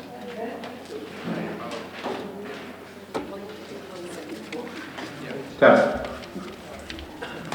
Hey, school board. Todd Alberta, New Durham, New Hampshire parent. I think you've heard from my son Dominic earlier this evening. I'm sorry, sir? Todd Alberta? Okay. Many of you have heard from me via email. I'm not going to repeat much of what you've already heard from parents, players, and other community members tonight or read on social media. However, I do implore all of you to do your duty to the taxpayers and for the community. When it comes to Coach Nelson, you felt the pulse of the students and athletes, hearing from a couple captains, and the student representative to the board, Elliot, and I'm going to butcher his last name, Giesler. Is that it? All right. Who I thought captured and presented the feelings of the students he represents perfectly. There have been many missteps by many involved in this whole mess, but one thing is perfectly clear. Coach Dr. Nelson is revered by his players, their parents, and the entire soccer community. Although not mentioned by as many tonight, the resulting resignation of Athletic Director House is equally a huge loss to this community.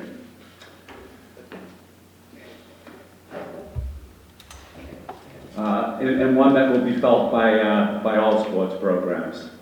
An action that's evident came as a direct result of Dr. Nelson's termination and how it was handled by administration. I think all, including some on this very board, have come to realize this is a Pandora's box that has been opened and needs to be both investigated and resolved. Not present myself at the recent school board meeting last week at SAU, it has been relayed to me that Chair Whitmer said these coaching and athletic director topics will not be added to the meeting tonight or to an agenda in January or in the future. I can't speak to Dr. Nelson's next steps and grievances, but I do ask this board to begin the process of righting these wrongs and take steps to ensure that issues like this don't reoccur again in the future. I also ask the board which of you is going to make a motion to investigate the process and behaviors of administrators and school board members that resulted in this coach's termination and subsequently Mr. House's resignation and any potential unethical collusion that may have occurred outside of school board policies. Thank you for your time. Do I get round two? Yeah, 3 minutes. Yep, so I'm actually just going to specifically ask the board which one of you right now is going to make a motion to investigate the process and behavior of the superintendent and the chair, Jack Woodmer? Which one of you is going to stand with us? We have to follow the grievance process. Right, the grievance policy is a certain policy that has to be followed prior to anything happening. Doesn't prevent you from investigating. Right, so I'm sorry, I don't know if you, okay, so which one of you is going to make a motion to investigate their behaviors? Nothing to do with him being fired. I just want to, there's underlying issues here that need to be investigated. Which one of you is going to stand with us and request an investigation into what's going on and what's happening? Already ran on transparency. Which one of you is going to stand with your public and with us? Dana? Not supposed to directly answer. We're taking in information. Thomas? Brody? Stephanie? Mary? Charlene? Which one of you is going to stand with us and ask for a third-party investigation into this matter?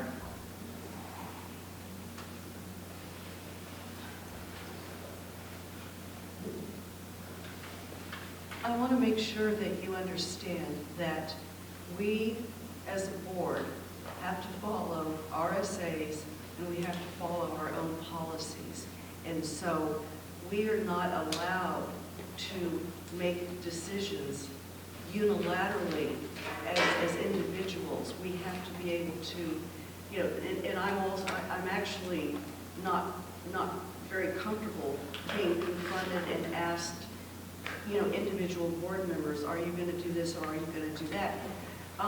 If any one of us is perceived to be choosing a side I'm not asking you to choose sides, Well, I'm you asking you to asked- no, investigate technically, corruption that is you going asked- on in the you asked administration. which of us was That's your going to job to do stand that. with the community. It is your job to do You that. specifically It said- is your job to do that. Excuse me, you specifically It is your job asked- to do that. Are you going to investigate, yes or no? Public input's going to be over. As suspected.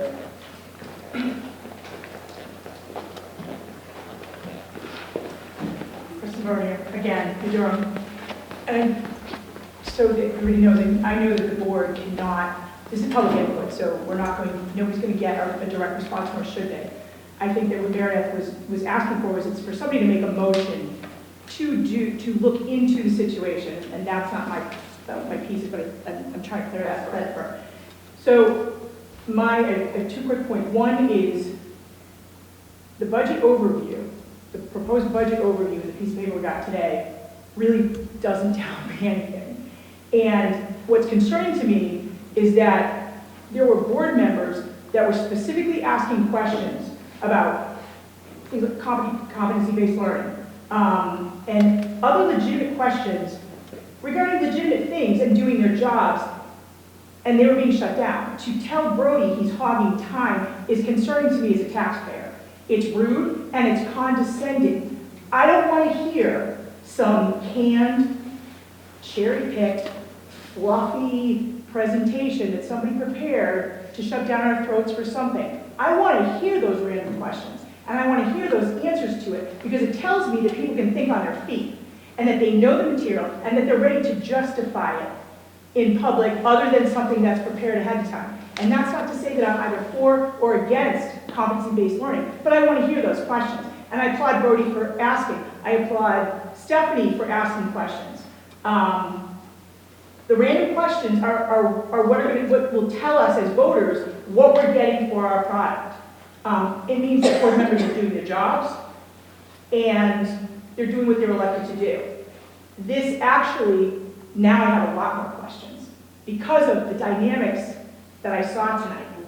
And it makes me want to dig further into the ESSER funds and the grant funding and what we're doing and this, are we utilizing our funds the way we should be? So this opened up a Pandora's box for me in terms of really digging.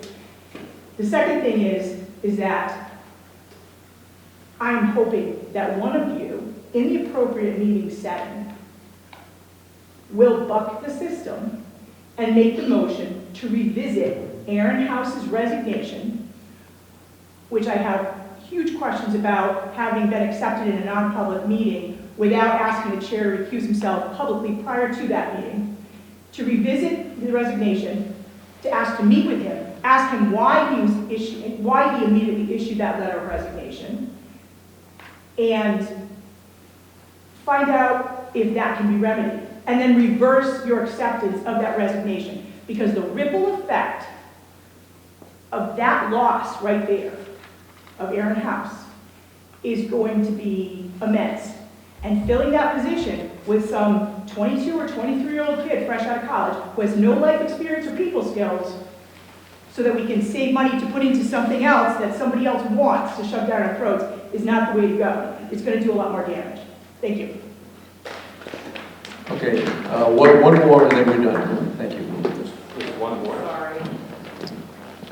No, just about exceeded. Nick McNally, Tuftonboro. It was just a couple of years ago I was already here talking about transparency to the school board. I know Brody ran on transparency, which, thank you for asking questions tonight. I do appreciate that. But even just with the whole moral, ethical thing, it looks like, if you looked at the proposed budget, what, $390 legal services? That's a huge jump. It just seems year after year, the school board seems to like opening themselves up to more and more legal issues. Why is that? When is somebody going to take a stand? When is, if, Charlene mentioned no unilateral decisions, apparently one was made earlier this year, from everything that I've heard, everything that I've seen. And I don't care if it makes any one of you uncomfortable, be called out, ask questions, who's going to stand up with the public, because that's who you're supposed to be representing. It's really sad. It's disgusting, actually. You know, I'd like to see a vote of no confidence here pretty soon, out of somebody, if somebody's willing to stand up. Okay, we're done with public input. On that note, I would entertain a motion to adjourn. I just said that was the last public input. Can I make a motion to extend for the report if there's That's up to you. You want to make that motion, or somebody second it? I'll second it. All right, all those in favor of extending public input for another 5 minutes? Aye. 5 minutes. Yeah, Are we've you calling a- already exceeded the 30 minutes. I know, but are you calling a roll call vote right now? Yeah. Ada? Tom? Roy? Aye. Stephanie? Mary? Yes. Charlie? Aye. Yes. Okay, chair votes aye as well. All right, 5 more minutes. Somebody want to speak?